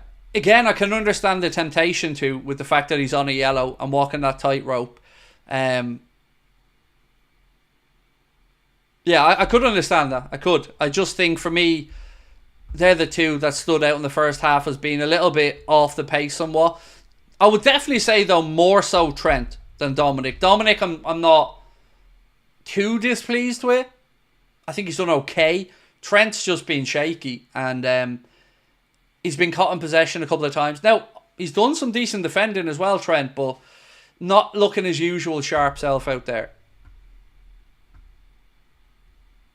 What's this? 1 sec. Cool. Cheers, Connor. I'm just going to turn that off and back on just to make sure. 1 second. Cool. And then that one. Nice. Sweet. Right. What have we got here?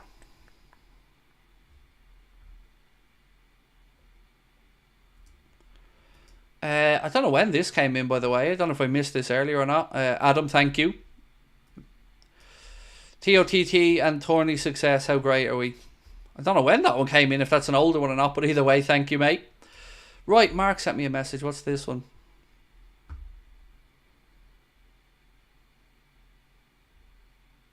Oh my God. That offside, I think in the Bayern Munich game, is, and I don't think I'm exaggerating to say this, it's like the hairs on his knee were offside. That's how close this was. Oh my God. That's crazy close, isn't it? Mark sent me a still image of the automated offside technology in the Bayern Barca game for one of the disallowed goals. And yeah, I don't know how you can say he's gained an advantage there in that one, but I guess it's a factual thing. Right, so at halftime, let's have a look through some of the numbers. And again, a shout out to our friends at Manscaped. Don't forget you can get yourself 20% off and free shipping store-wide at manscaped.com by using our code Anfield20 at checkout. Right, so possession, well, we've bossed that away from home. 63% of possession for Liverpool versus 37% for Leipzig. With regards to total shots, 7 for Liverpool, 4 on target, 5 for Leipzig, 3 on target. Corners, 5 for Liverpool, 1 for Leipzig. Passes completed, 333 for Liverpool, 204 for Leipzig. There we go again. We spoke about the passing accuracy at the weekend against Chelsea. It was down at about 81%. And I said to you guys, we need to get that up a little bit. We need to get that up to the 85, 86. So, as I've said there, 87 is about where we should be at. 81 for Leipzig. Tackles 6 for Liverpool, 7 for Leipzig. XG 1.59 for Liverpool, 0.29 for Leipzig. Are we watching the same game? Craig, Dom has been great. So again, to go back to what I said, I think Trent has been the worst player out there in the Liverpool shirt today, but I want a bit more from Dom. I said I don't put him on the same level as Trent, but if we're looking at a substitution, which was what the original question was about, they would be the two I'd be thinking about. So I want to just reiterate, I didn't come into this conversation just randomly picking out players to criticise. Somebody asked me what substitutes would I make, and that was my answer. Always just trying to explain things as clearly as I can, mate.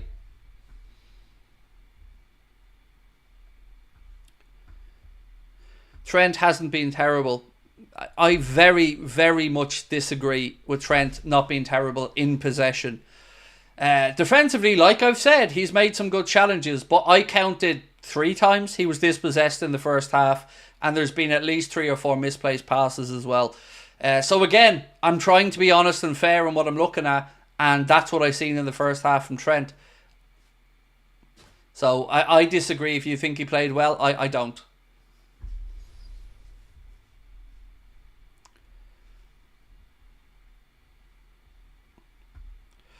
Andor said, but it's not clear. I'm curious as I and almost everybody else. So I said it's clear what I've said, as in I've explained it as best as I can. Remember, this is a conversation where it's an opinion. I'm not saying that I'm right and you're wrong. I'm just telling you how I feel after watching the first half. Again, this is a game of opinions, and you're entitled to your opinion and I'm entitled to mine, but I'm just answering questions. I didn't come in and go, right, halftime, get Dominic off, get Trent off. Somebody asked me and I gave an answer. If you don't like the answer, I can't really help that, but it is my honest answer. Angie said, sick to my stomach of these idiotic refs. I mean, I don't blame you. It's been a real shit show, Angie, from the referees. A yellow that should never have been a yellow, and a penalty wasn't given. That is a disgrace, quite frankly. Jack said, Craig, my missus has been lucky charmed this season. Good. Make sure you keep her around, mate. If she's been a lucky charm, then make sure she's there every single match day, please, and thank you.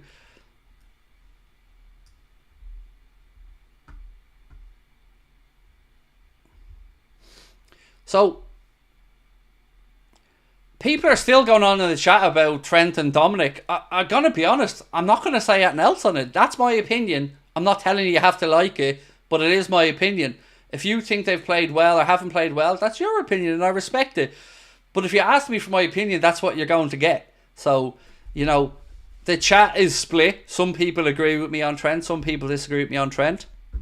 It is what it is. Ultimately, my opinion on this doesn't matter. It's what the gaffer feels like. They're showing the penalty incident again. There's nobody will convince me that that wasn't a penalty. Look at it. It's blatant. It's blatant. How are No, it's not the PGMOL. How are the referees board going to tell us that that wasn't a penalty? It's absolutely scandalous that there's technology there to review that decision and they still came to the conclusion that it wasn't a foul on Darwin. That is a disgrace. And I'm going to say a bit further. I struggle to see how anybody can look at that and honestly, and I mean the word honestly, not think that the ref needs to look at that again. Because the ref seems to think there was no contact, and clearly there was. It's absolute nonsense that that wasn't a penalty. Nonsense.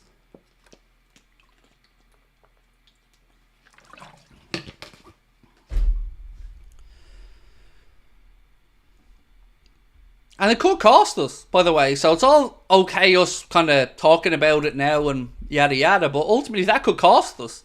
If they equalise, then we're going to be screwed out of a win because the referee and VAR and all the technology that comes along with it can't do their damn jobs.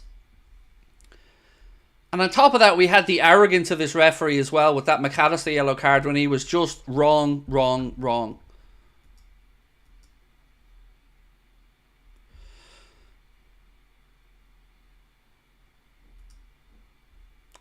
What have we got? So halftime scores: Young Boys 0, Inter Milan 0, Barcelona 3, Bayern Munich 1, Manchester City 1, Sparta Prague 0, Leipzig 0, Liverpool 1. Atletico Madrid 1, Lyon 0. Benfica 0, Feyenoord 2. Big result that. Salzburg 0, Zagreb 0. They're the latest scores in the Champions League.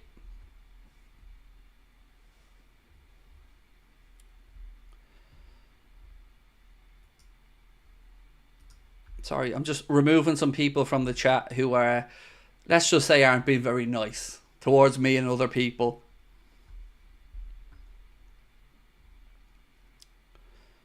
Do I think City will face their charges? Let me answer your question a different way, Mikey, if that's okay. There isn't a result or an outcome that will change my mind that City have cheated. You know, if the appeal board decides that City didn't cheat, it won't change my view. My view is that they've cheated, and nothing's going to change that. Where is this going?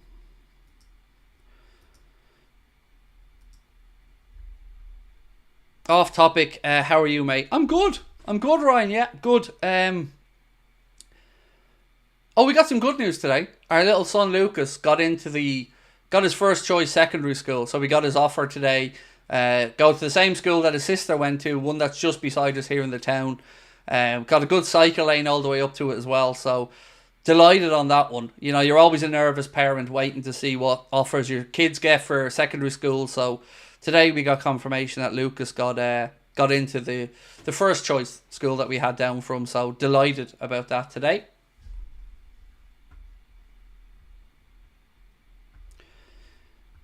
Jason said, love your honesty, mate. Not watching the game live. Love listening to your reactions. Thank you, mate. Appreciate it. And look, as I've always said, I don't always expect everyone to agree on anything, because we all have different views, different thresholds of what we think is a penno, or, you know, different thoughts on a player. So I just give my opinion. I try to be honest about them. I try to respect other people's as well.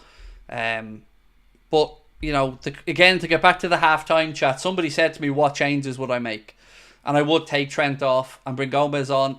And I would take Dominic off or McAllister off and bring Curtis Jones on, because I think we could do it a little bit more there. And whether the manager would say, okay, Mac is on a yellow, don't want to get him banned, or whether the manager thinks maybe get Curtis on and give Dom a breather ahead of Sunday or whatever, I don't know. But they are the two changes that I'd be looking at. Gakpo, I thought, done really well on the left-hand side. I wonder, will Arne decide to bring on Lucho maybe when the Leipzig defence have tired a little bit more, a fresh injection of energy? But I think Cody can be very proud of that first half. Some good deliveries in. The goal came from one of his balls to the far post that Mohamed Salah headed back across goal. And it looked like it was either going to go in or hit the post, but Darwin was there to make sure it went in. And then a couple of moments later, there was another good outside of the foot pass from Cody Gakpo on the left that Darwin headed, and Galaxy made a good save and touched over the bar. Some decent stops as well in the first half there from Queevy and Kelleher. It was good to see that mainly we were keeping Leipzig to shots from distance, which is a good sign, I guess, away from home.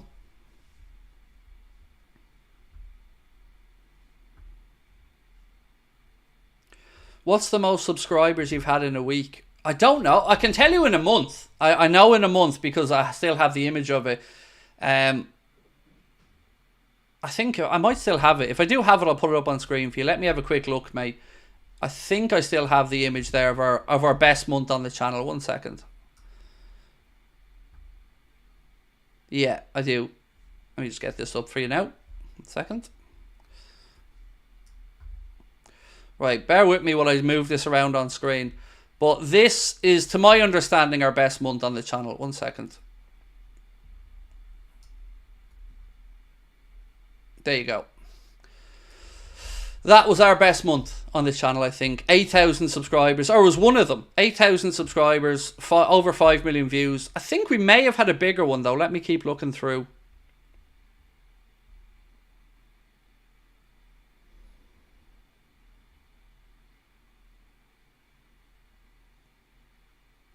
Oh yeah, we had a better one. Sorry, we definitely had a better one than that. 1 second. So that was a lie. That wasn't our best one. We had a better one than that. Hang on. This one. You get sent these every month from YouTube at the end of the month. There you go. That was our best one. Sorry.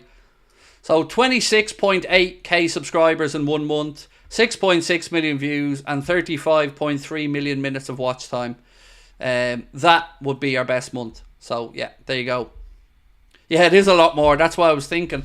I thought it was actually about 18k subs in a month, but 26.8. Yeah, that's the record for the channel.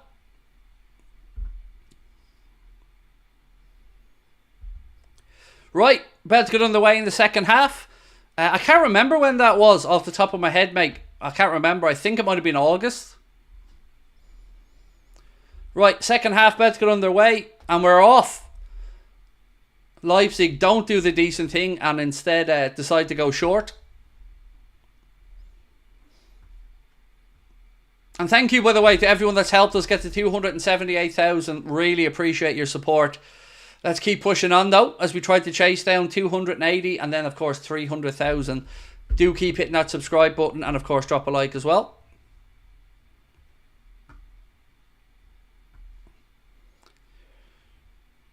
I wouldn't say no to one of those 28k sub months now. Would get us right up to 300,000.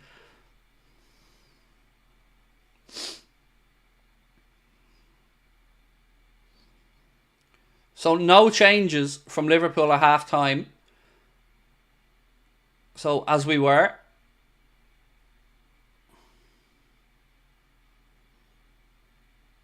Why is Diaz on the bench?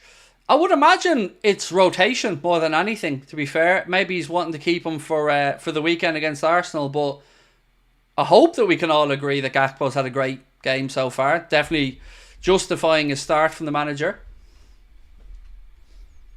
Darwin now, wide left.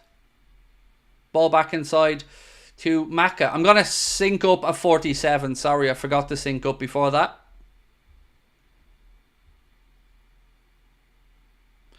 Danny said, I love the watch alongs. Funny when you shout for the love of God. Please shout it out for my son. For the love of God! There you go, bro. Sorry if that frightened anyone listening on there, but yeah, I do have some very Irish phrases, I guess, that I come out with, like Jesus, and cabbage is probably a pretty Irish thing as well to say. But much love to you and your son, mate. Thank you for watching.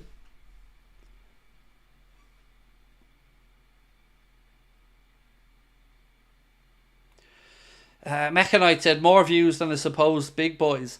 We are the most watched Liverpool fan channel on the planet, mate. We're not the biggest subscribed to, but we are the most watched. Despite the ignoring of us from anybody with any influence, they can't ignore our numbers, and they can't ignore the people keep coming in and showing their support, and our community's growing. And my view on these things is simple. I'll ram it down your fucking throat. Simple as that. Keep turning your nose up at us, keep ignoring us, keep trying to undermine us, laugh at us, whatever, but I will ram those numbers back down your throat over the course of time, because that's how I'm built. And I love my community.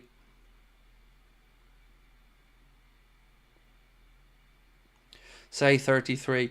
What you want me to say is 33 and a third. And every time I see the numbers 3-3, like in the first half, Liverpool had 333 passes. And I knew when I was saying it, I was thinking, it's like somebody set this up for an Irishman to say, right. Oof, unlucky. So, disallowed goal for City is what people are saying. Look, City should be winning that game, in all fairness. Like, that's a straightforward home game for them in the Champions League.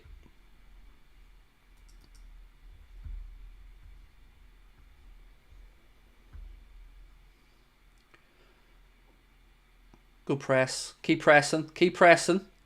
Go on, Darwin. Go on. Well done. Oh. Oh, boys. Oh, we should have been scoring that, Cody. Cost us.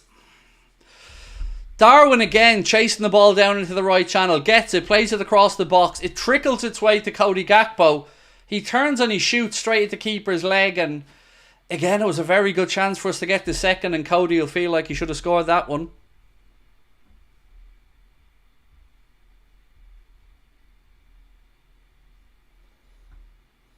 $333.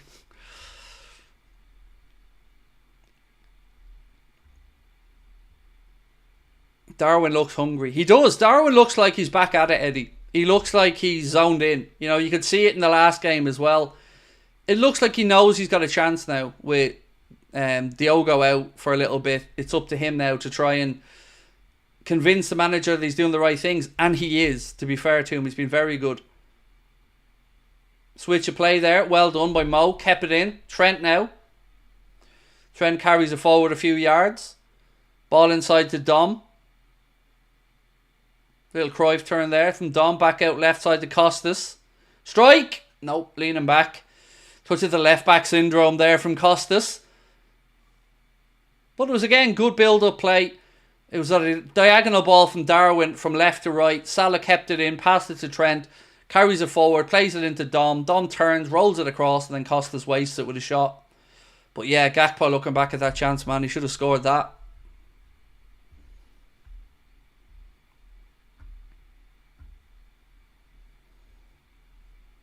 Maka. Man on, Cody. Man on. Slips it in, looking for Darwin. Good strength, big man.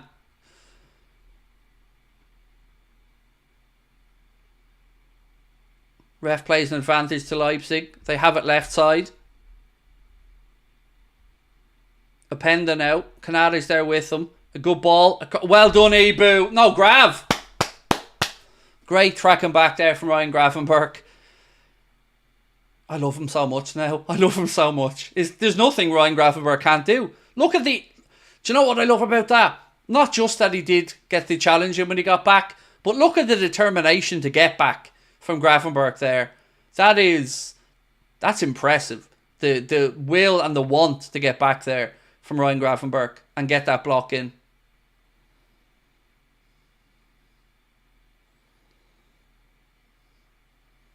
Corner in. Again, Ryan's there to head it behind. It'll be another Leipzig corner. He's everywhere, isn't he, Gravenberch? He's all over the pitch, in a good way, I mean.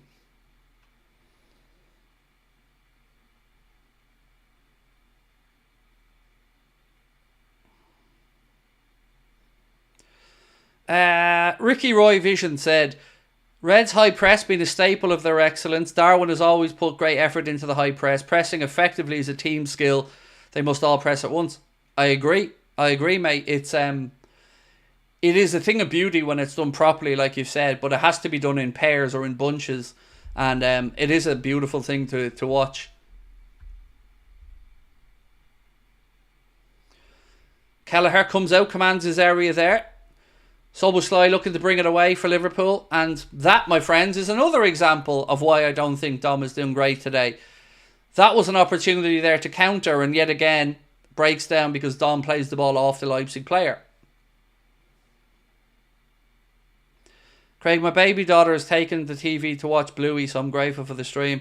Yep, kids are in charge of the TV, mate. Growing up, my kids were the same.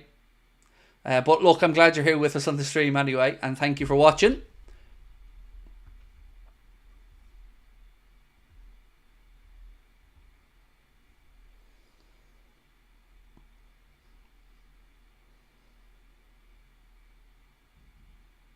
Liverpool look like... Are they getting players ready there? Or am I imagining things? Mikey, you're playing Rovers on Saturday. Well in, mate. Beat them. Who are you playing for, Mikey, if you don't mind me asking?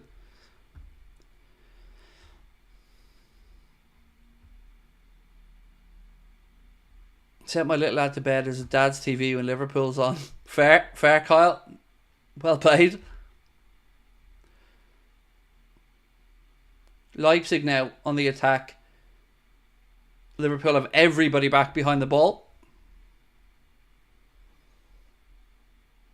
Bluey is a children's TV show. I guessed that, Nazar. Didn't think she was watching a bit of Blue. You know, bit of Blue for the dads and all. I'd imagine it was a TV show for kids, mate. But well done on you, giving up the TV to allow your little baby girl to watch.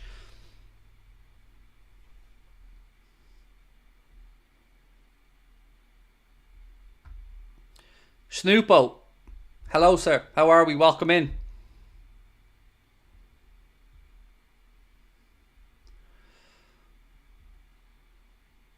Yes, Gravenberch again. And look, there's another ball from Trent, by the way. Just in case you think I'm imagining all these giveaway passes by Trent and Dom, that's another example. I think I could pull up 3 or 4 from each of them so far in the game. Maka got one there to the crown jewels. Man down, man down. Serious. Deflate. Oh!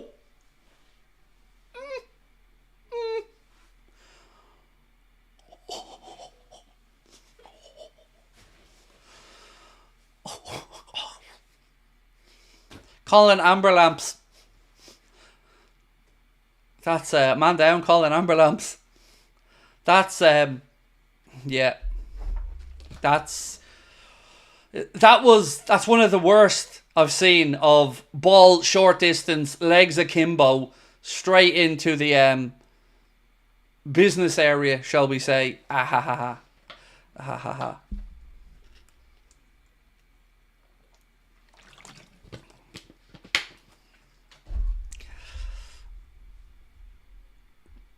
That's give him as long as he needs, ref. Give him as long, if he needs 20 minutes, give it to him. A little quick inspection here now for Maka as well. Run into the bathroom, little quick inspection just to make sure everything's as it was. Your favourite TV show is a nipper. Mine was Magic Roundabout. Probably Rainbow, to be honest with you. I loved Rainbow. And then when I got a little bit older, I loved Count Duckula. You're making me cringe. I haven't a habit of doing that. But, I mean, looking at that, oof. I felt it for him, honestly.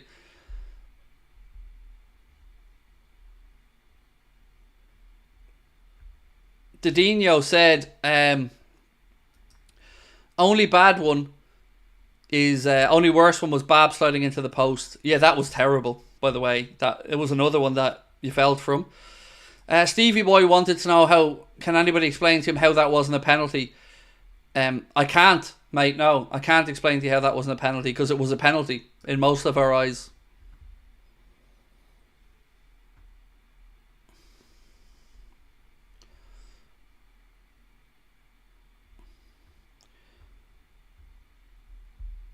Do you remember DuckTales? Do you remember that when we were growing up? Anybody of my age maybe might remember DuckTales. I never knew that John W. Henry was in DuckTales until John W. Henry started owning Liverpool and we seen Scrooge McDuck up close.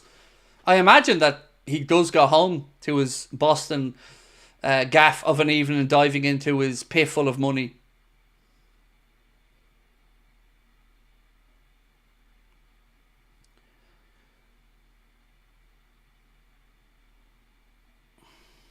No way you're past 18, Craig, handsome boy. I mean, even if we're talking stones there, mate, it's still touch and go. DuckTales was awesome, yes, it was indeed. So was Taz in Tasmania, down in Tasmania, Taz in Tasmania. We need you. Do you remember that one? Because it's Taz in Tasmania, down in Tasmania, Taz in Tasmania. We mean you.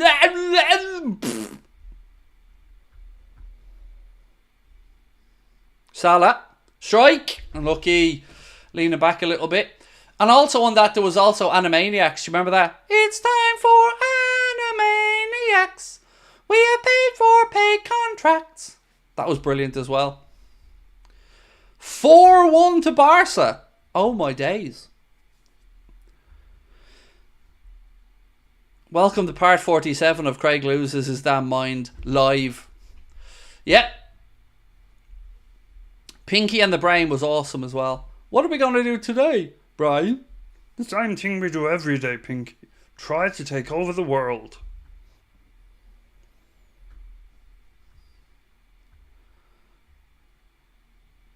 Rob Naylor, thank you, bro. Appreciate you. Wacky Racers, yes. Dastardly.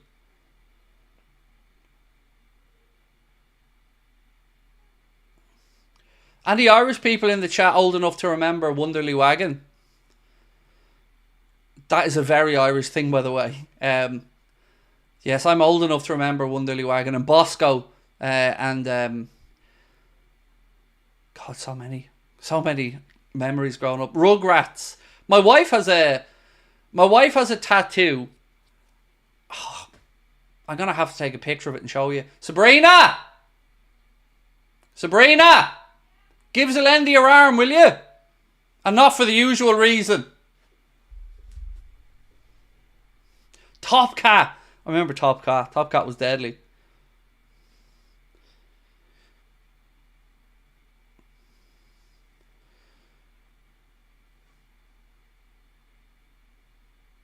How about Bosco? I love Bosco. Bosco was made in Monkstown. The Puppeteers was in Monkstown, close to where I grew up. Batfink! Oh, Batfink! Oh my days. There's one from the past.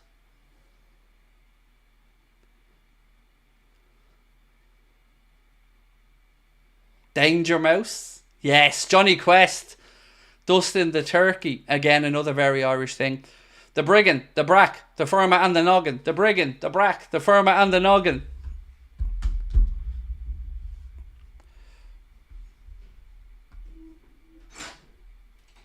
I need to lend your arm for a sec. Hang on. Free kick here to Leipzig. Super chat from Angie said, Craig, I'm an above knee amputee and cancer patient. I'm sorry to hear about the cancer part of it and of course the amputation. I hope life as well. I need to take a photo of your tattoo. And your charity's paying for you to go to Anfield on a VIP experience tour. That is awesome. Let us know how you get on, and I hope it's a good trip. One sec, just want to get this free kick out of the way. Right, I want to take a photo of your this part on the inside. Thank you. I'll show you a picture in a second. Of my wife's tattoo, my favourite part of her tattoo, which I think is awesome. Tom said, what about Wallace and Gromit? Never a fan. I appreciated the claymation and how good it was, but I never watched it. I can't lie, mate, I didn't. So I'm going to show you my wife's Rugrats tattoo now in a second, and why I love it.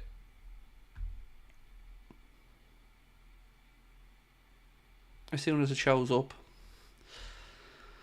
Actually, if I send it to you on WhatsApp, I'll be able to drag it. You don't need to stand there, Sabrina. I'm done with your arm now. I'll be walking the dog. Okie doke. Right. I'm going to show you Sabrina's awesome Rugrats tattoo. You ready? Where's it gone? He's ready for this now? Wait till you see this.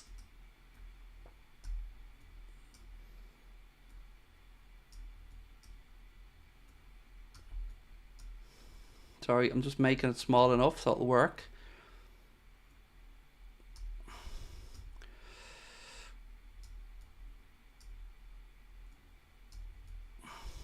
Look at that. So she's got Chucky from the Rugrats, and then she's got a knife with the reflection of Chucky the doll. So we've got both Chuckies in there. That's part of my wife's tattoo on her arm. I love it. Right, anyway.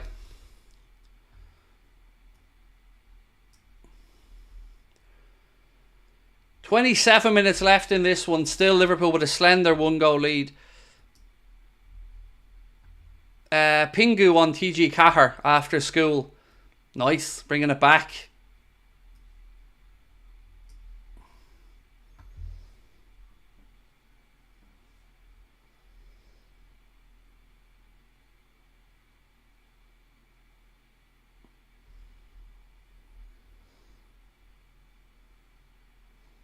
So, did I miss a substitution in all of that? Was Salah taken off? Yes, he was. Salah taken off, Diaz on. And people saying Salah wasn't happy. So, apologies, I missed that one when I was taking the picture of the tattoo. So, Salah off, Luis Diaz on. And did he not look happy when he came off?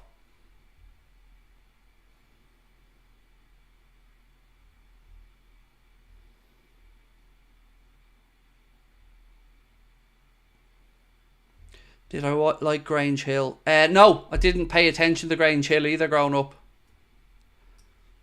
City are 3-0 up in their game. Petter said Salah was fuming. Gonna have to rewind this back and have a look at this. Hang on. I'm gonna have to go back and rewind this to take a look at Salah going off. 1 second. Right, here we go. Here's the substitution now.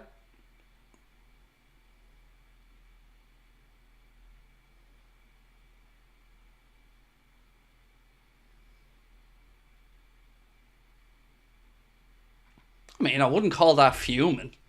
Yeah,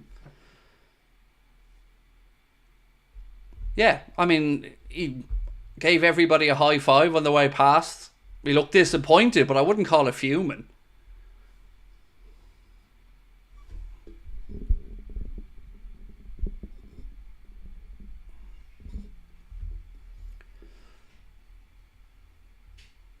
I mean, the way people were talking in the chat, I was expecting Salah to be kicking over water bottles, and he looked disappointed to come off, which, you know, as a player, you'd never want to be taken off, particularly as a forward. So, yeah, I wouldn't call that fuming anyway, but certainly he didn't look happy to come off. But he gave the manager a high five, gave Diaz a high five.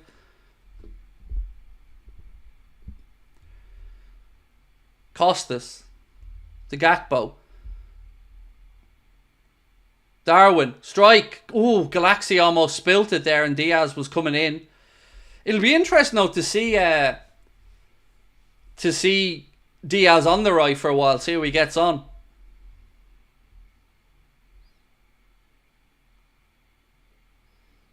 Oh, that did take a deflection. I was wondering there that shot from Darwin taking a nick on the way through.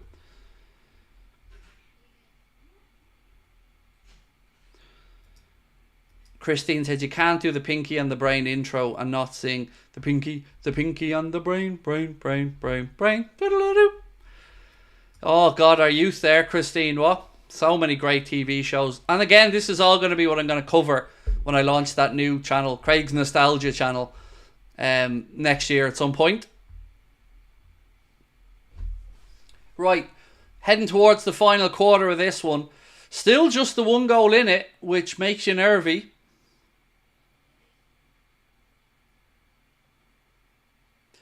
Red card Salzburg as well, somebody saying.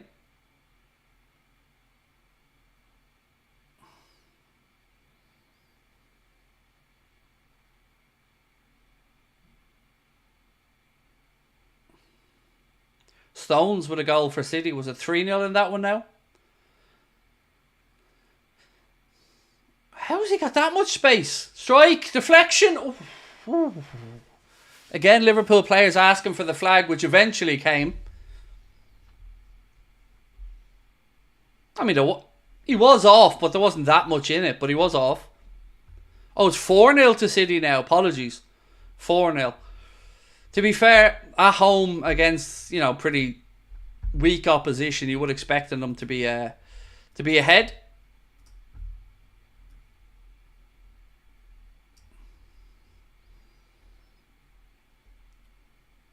Gravenberg to Maka. Costas. Virgil to Ibu. Press comes on him. Goes out right hand side.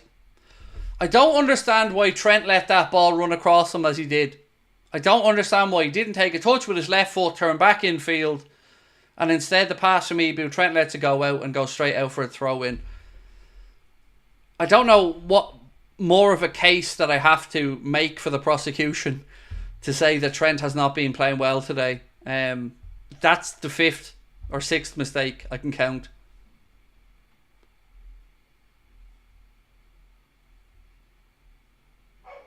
Xavi Simons now. And there is the 5th or 6th good bit of defending from Trent, where he steps in there and wins it back from Xavi Simons. So, ironically, Trent's defensive work has been good today, but it's been him in possession that's caused us some issues. But defensively, again, great challenge. Steps in, wins it off Xavi Simons. Gakpo. To Dom. Was thinking about a shot there. Decided to change his mind. Diaz. Dom. Costas. Gakpo. Maka. Back to Maka. Strike. Oh!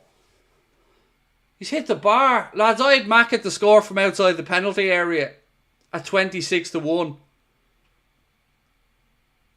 And he's hit the bar. That happened to me when I had Thiago as well. Kind of remember that one. I had Thiago to score from outside the box and he hit the bar as well. But unlucky that from Alexis. Side footer as well. Keeper was well beaten and it ricochets off the top of the crossbar. He's got that in his locker though, doesn't he, Alexis? Rest cue ball. It's your mum's birthday. Happy birthday to your mum, mate. Happy birthday. And Kroos outside the box for Germany. Yeah, and that one, they played the free kick into the box and he scored, which he scored from like inches inside the box. That one wound me up. But yeah, confirmation there on the screen that it is City 4-0 up in their game. Where is Klopp? He's out the back drinking a can of Monster Energy. Doesn't want anyone to see him. He likes the Monster Energy Ultra. Big fan of it here. Again, crossed in from Leipzig straight to Kelleher.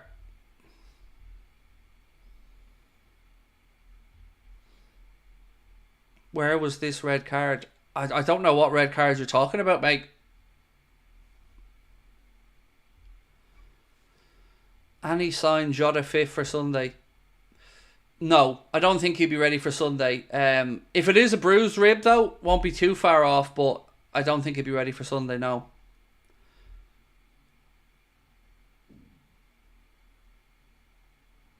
Oh, Ibu caught in possession here. Uh-oh. Uh-oh. Oh, yes, Queeveen. Yes, Kelleher. Yes, son. Go on. Machara, go on.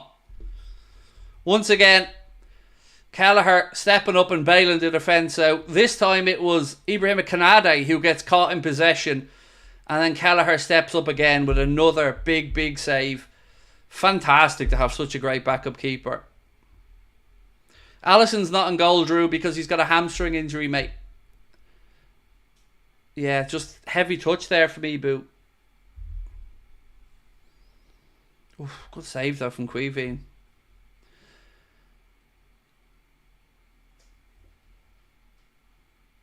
Again, Leipzig take a corner. Work it out left hand side. Again, this is why us not getting that penalty in the first half. Oh, again, another worldie from Queeveen. Another fantastic save. What a keeper.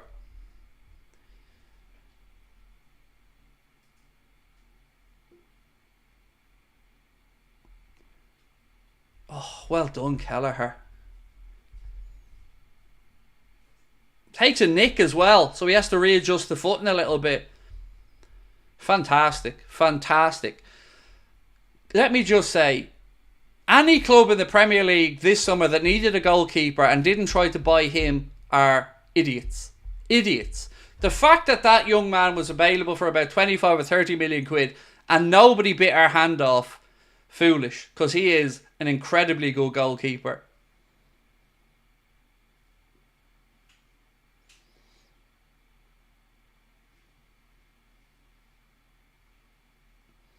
Maka clears the corner. Strike from distance from Leipzig. It's high and over Kelleher's crossbar. 17 minutes left to go.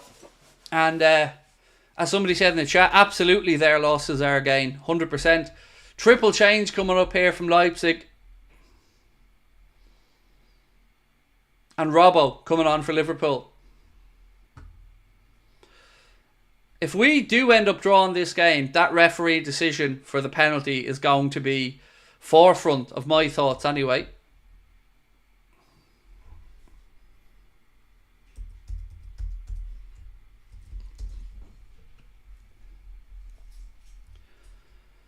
Right, so Baumgartner, Bicciabu and Campbell coming on for Leipzig. I think it's a triple change for Liverpool, by the way.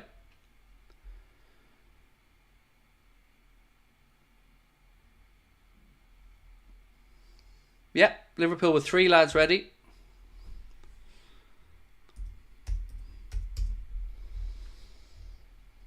Gomez, Jones and Robbo coming on.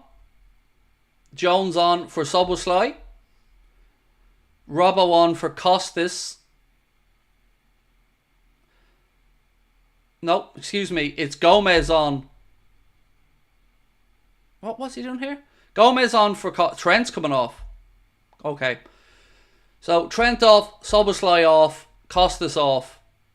That's the changes. Scooby accent, please. Roro Raggy. Yeah, so Nunes, Costas and Trent off. Oh, Nunes off. Sorry. Nunes, Costas, Trent off. Jones, Robertson and Gomez on. My apologies. Szoboszlai stays on. I'd seen Szoboszlai walking behind and I thought he was going off. My apologies. It was Darwin that went off. Huh. That's interesting. So he's moved Lucho to the left. Gakpo through the centre. And Dominic Szoboszlai is now playing wide right.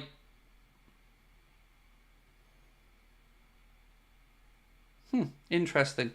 So yeah, Szoboszlai is playing in the wide right position. Lucho's come across to the left side and Cody's through the centre.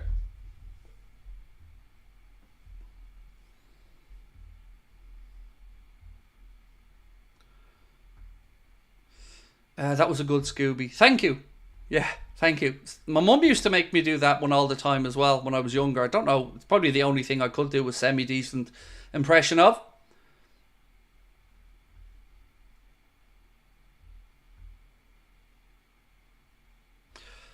Chris Tatton Music said, might be controversial, but is there an argument for Kelleher to be made number one? The injuries Ali is getting is making me wonder.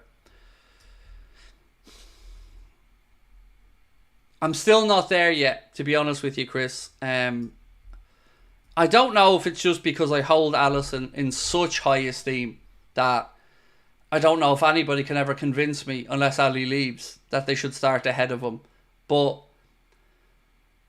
again, I will say that Kelleher is too good to sit on a bench for anybody. And he's been really unfortunate that he's been behind the best goalkeeper in the world.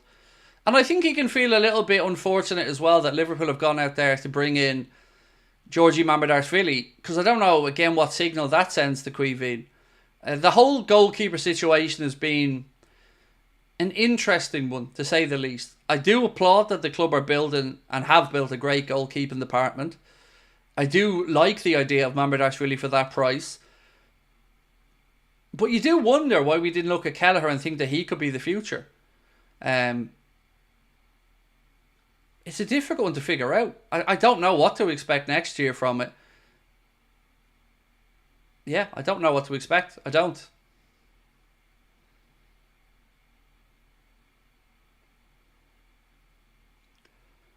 Who's going to win the Premier League? I don't know if we can predict anybody at this point, mate. You know, still probably have Man City favourite. But, you know, ask me that question in December and I think I'll probably have a better answer for you.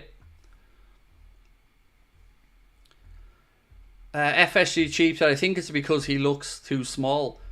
Well, he performs like a very accomplished goalkeeper, and I don't know. I just feel like he's been so good for us that it feels a bit weird that we've gone out there and brought in another goalkeeper, who, by the way, looks like a fantastic goalkeeper.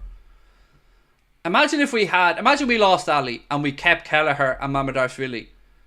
I think then you could make an argument to have a league goalkeeper and then every other competition goalkeeper. Jones. 12 minutes to go, plus stoppage time. By the way, if you haven't, please do keep hitting that subscribe button for us and drop a like on the stream. We're close to 2,000 likes. How many countries have I been to? I'll try and name them all for you now. Croatia, Turkey, Italy, Spain, Portugal, Germany. Nope, not Germany, actually, that's a lie. Holland, France, America, Mexico, Canada, Jamaica, Cayman Islands, England, Wales, Northern Ireland.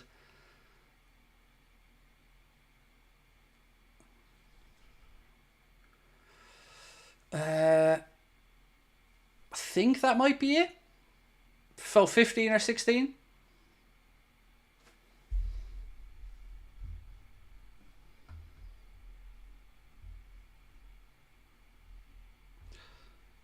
Jamaica's a random one. It was part of a cruise. It was a cruise. Part of our honeymoon, we went on a cruise that went to Jamaica, Mexico, Cayman Islands, and an island just off the coast of Haiti called Labadie Espanol. So, yeah. Oh, Greece. Yes, Greece as well. How did I forget? I worked in Greece. So, yes, Greece as well. 16. Thank you for reminding me on Greece, actually. Forgot about that. And I've been there twice.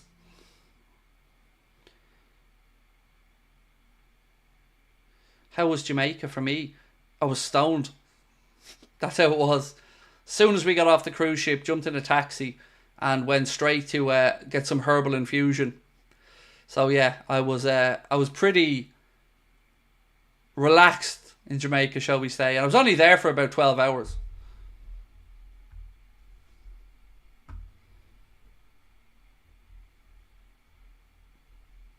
Come to Scotland. I don't know why, but it's never appealed to me. It's never. I think it's because I just think it's going to be too cold. Robbo cuts inside. Gakpo out left to Lucho. Lucho fires the ball across. Soboslai back to Gomez. Back out to Dom. Dom volleys it across. It's cleared by Leipzig. Liverpool throw in on the far side. What's my favourite country I've been to? Toss up between America and Turkey. Yeah, toss up between those two. I always enjoy my visits to Turkey. I love the Turkish people. I love the food over in Turkey, and the rice is amazing as well. But I can't say that every time I've gone to Florida I haven't had an amazing time, and I haven't been blown away by the place and the people, and that's what made me really sad about not being able to go back to America, or making my decision not to go back, I should say, sorry. But yeah, I love Turkey. Love it.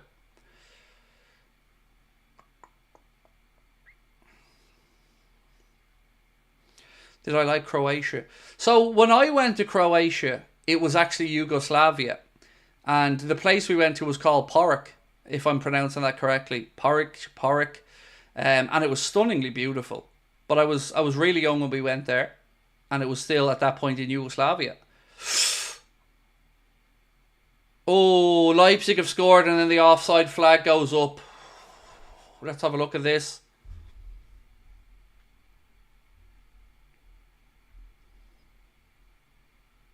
We'll have to have a look at this replay.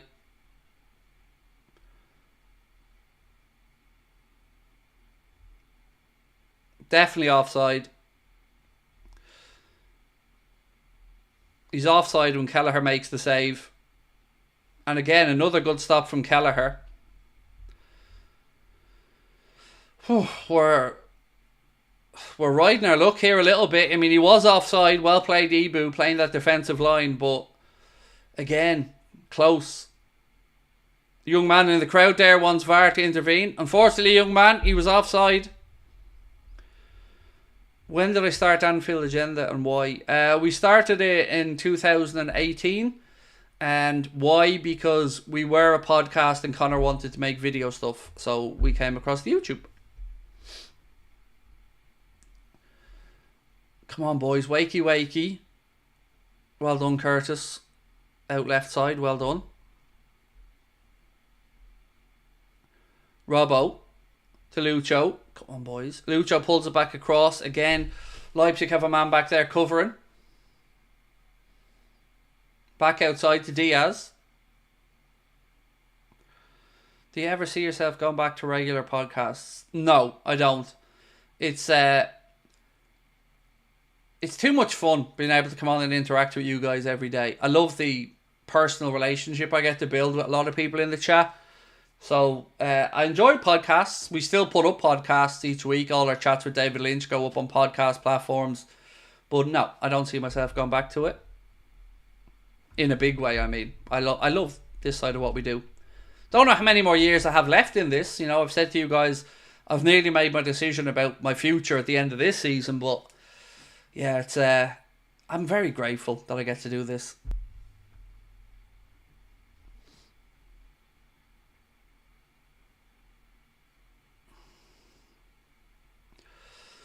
Well done, Ibu, again, but this is nervy stuff, lads. Leipzig really are starting to pile on the pressure in search of an equaliser here. Do I like the home kit? No. I think it's one of the worst looking Liverpool home kits I've ever seen. And I don't say that lightly. I think it's disgusting, to be honest. It looks like a fake kit. That's what I will say about it. Even if you look at the real ones, they just are crap. The black kit, I love this season. I bought the black kit. And the third kit, I don't mind. But this one is a disgrace.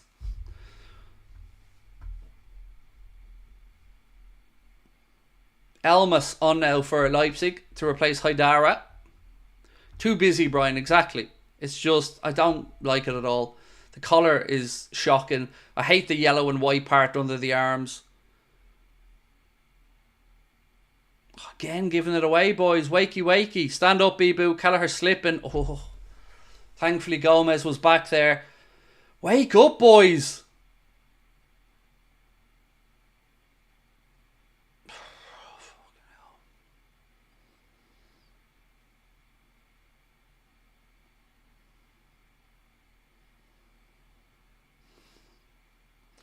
If we play like this on Sunday, it's not going to end well.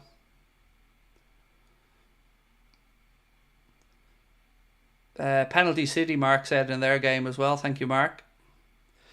80 quid for the black top. I know. I bought one. Bought one for me, bought one for my son. Sabrina bought the goalkeeper's jersey, which she loves. She loves the black goalkeeper shirt this year. Well done, Ibu. Good challenge. Canade's having a good game tonight. Yes, he had that one defensive lapse where Kelleher was forced to make a save. But other than that, Ibu and Verge have done well again. Right, we need 26 more subscribers to get to 278,100. So please do hit that subscribe button, folks.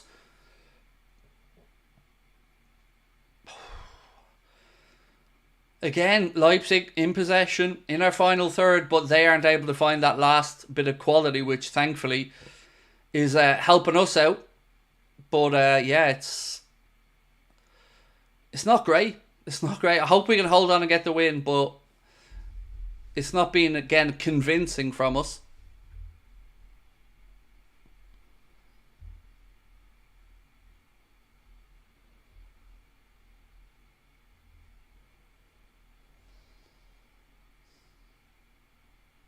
Kelleher goes long with the goal kick.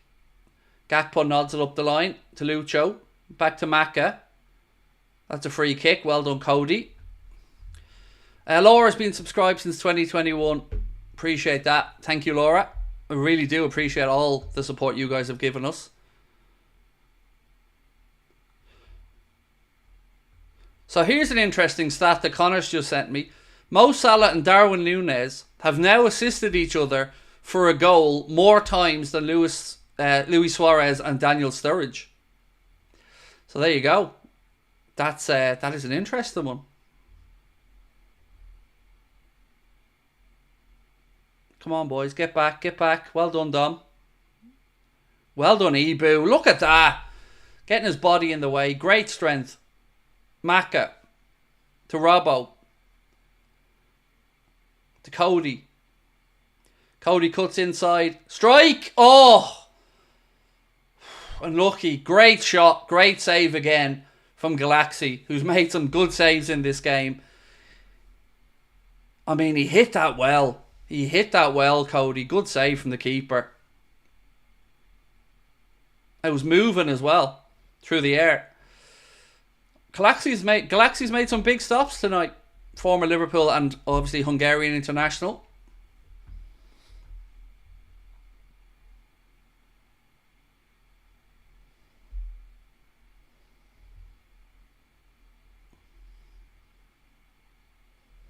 Right, corner.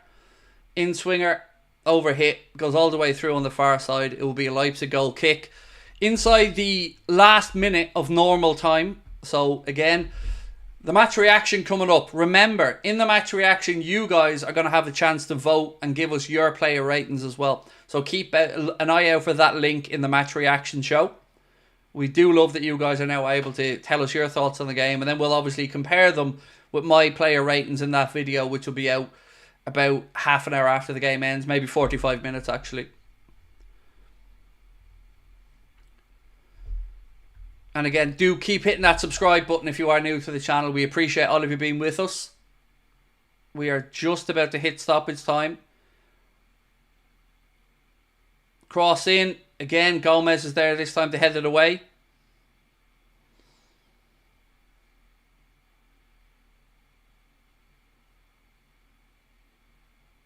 Five minutes added on. 5 minutes of stoppage time added on by the officials.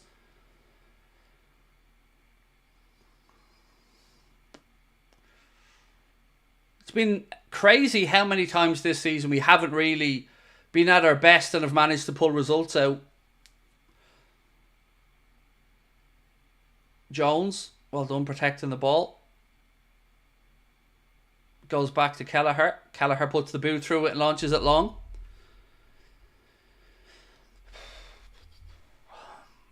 Well done, Dom. Switches it out left side to Robbo. Just a little bit ahead of Andy Robertson. Leipzig have it back now, centre of the park. Oh, God, again. Leipzig have had so many half chances and just made a mess of them with the final ball. Again, it was another offside, though. Look at how good our defensive line is, by the way. I know there's been some tight calls tonight, but you got to credit that defensive line. It is very, very well organised.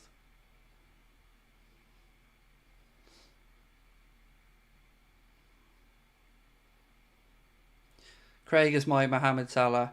What, leaving at the end of the season? Sorry, couldn't resist a little joke, mate.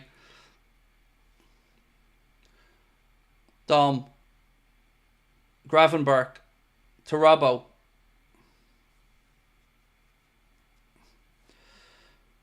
Gakpo round the outside and then just about manages to keep possession. Jones, 2 minutes of the 5 minutes played. Robbo, you can see what he was trying to do. Tried to square it across to Lucho. Leipzig cleared it. Liverpool have it back though. Referee tells the Leipzig player to get up. Another dinked cross in from Gakpo. Cleared away this time. Lucho has it on the far side.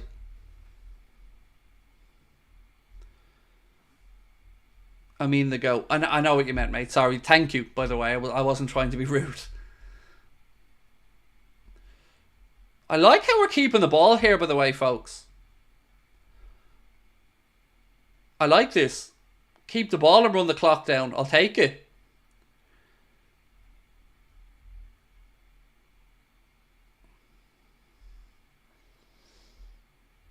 Jones feels that should have been a Liverpool throw. It was given to Leipzig though. We've had 3 minutes now of the 5 minutes of added on time.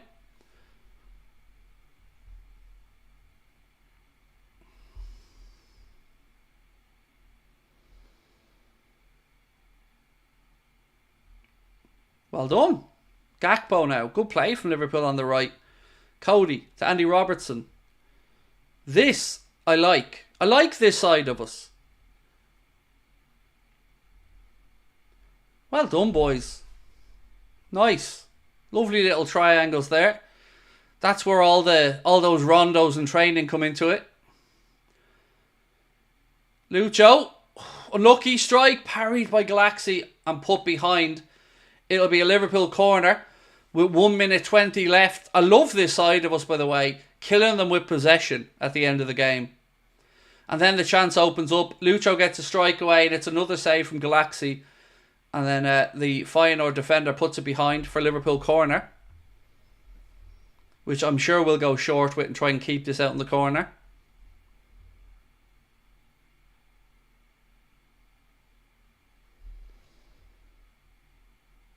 Now it's a Liverpool throw in. We'll take that. Stevie boy. Thank you, bro, for another kind super chat. Said, can't keep giving the ball away. Hate to think what Madrid will do to us. Look, I'm not trying to say we don't need to be better. We absolutely do. But I'll tell you what, Stevie boy, isn't it refreshing to have admitted we haven't played well in a lot of games this season, but look like we're about to go 11 from 12. Robbo, he tries a strike and, well, less said about it the better.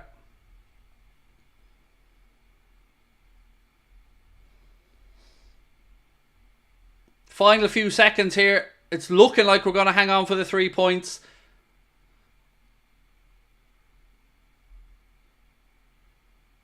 And it is indeed all over. Referees blowing the whistle. Liverpool have once again beaten Leipzig, this time by a 1-0. The Reds remain perfect in Europe. 3 games played, 3 victories. That'll do. That'll do, ladies and gentlemen. I think that puts us second in the Champions League table as things stand. And I'll take that. It wasn't vintage. We weren't at our best, but nothing wrong with it whatsoever.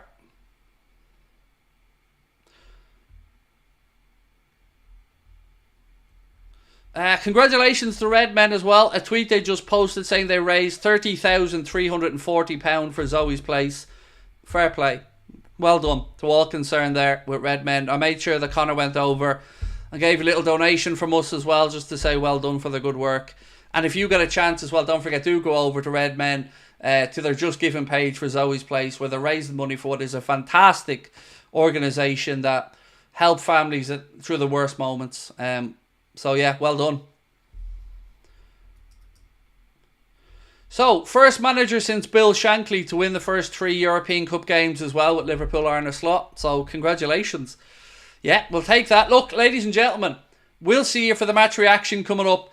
Link at the top of the chat. But don't worry, it'll take you there automatically one way or the other. I'll be back in 60 seconds time. You guys are going to be giving us your man of the match vote. And we're going to be asking you to submit your player ratings as well. So keep an eye out for all of that. And again, much love, my friends. We'll catch up with you in 60 seconds. Talk to you then.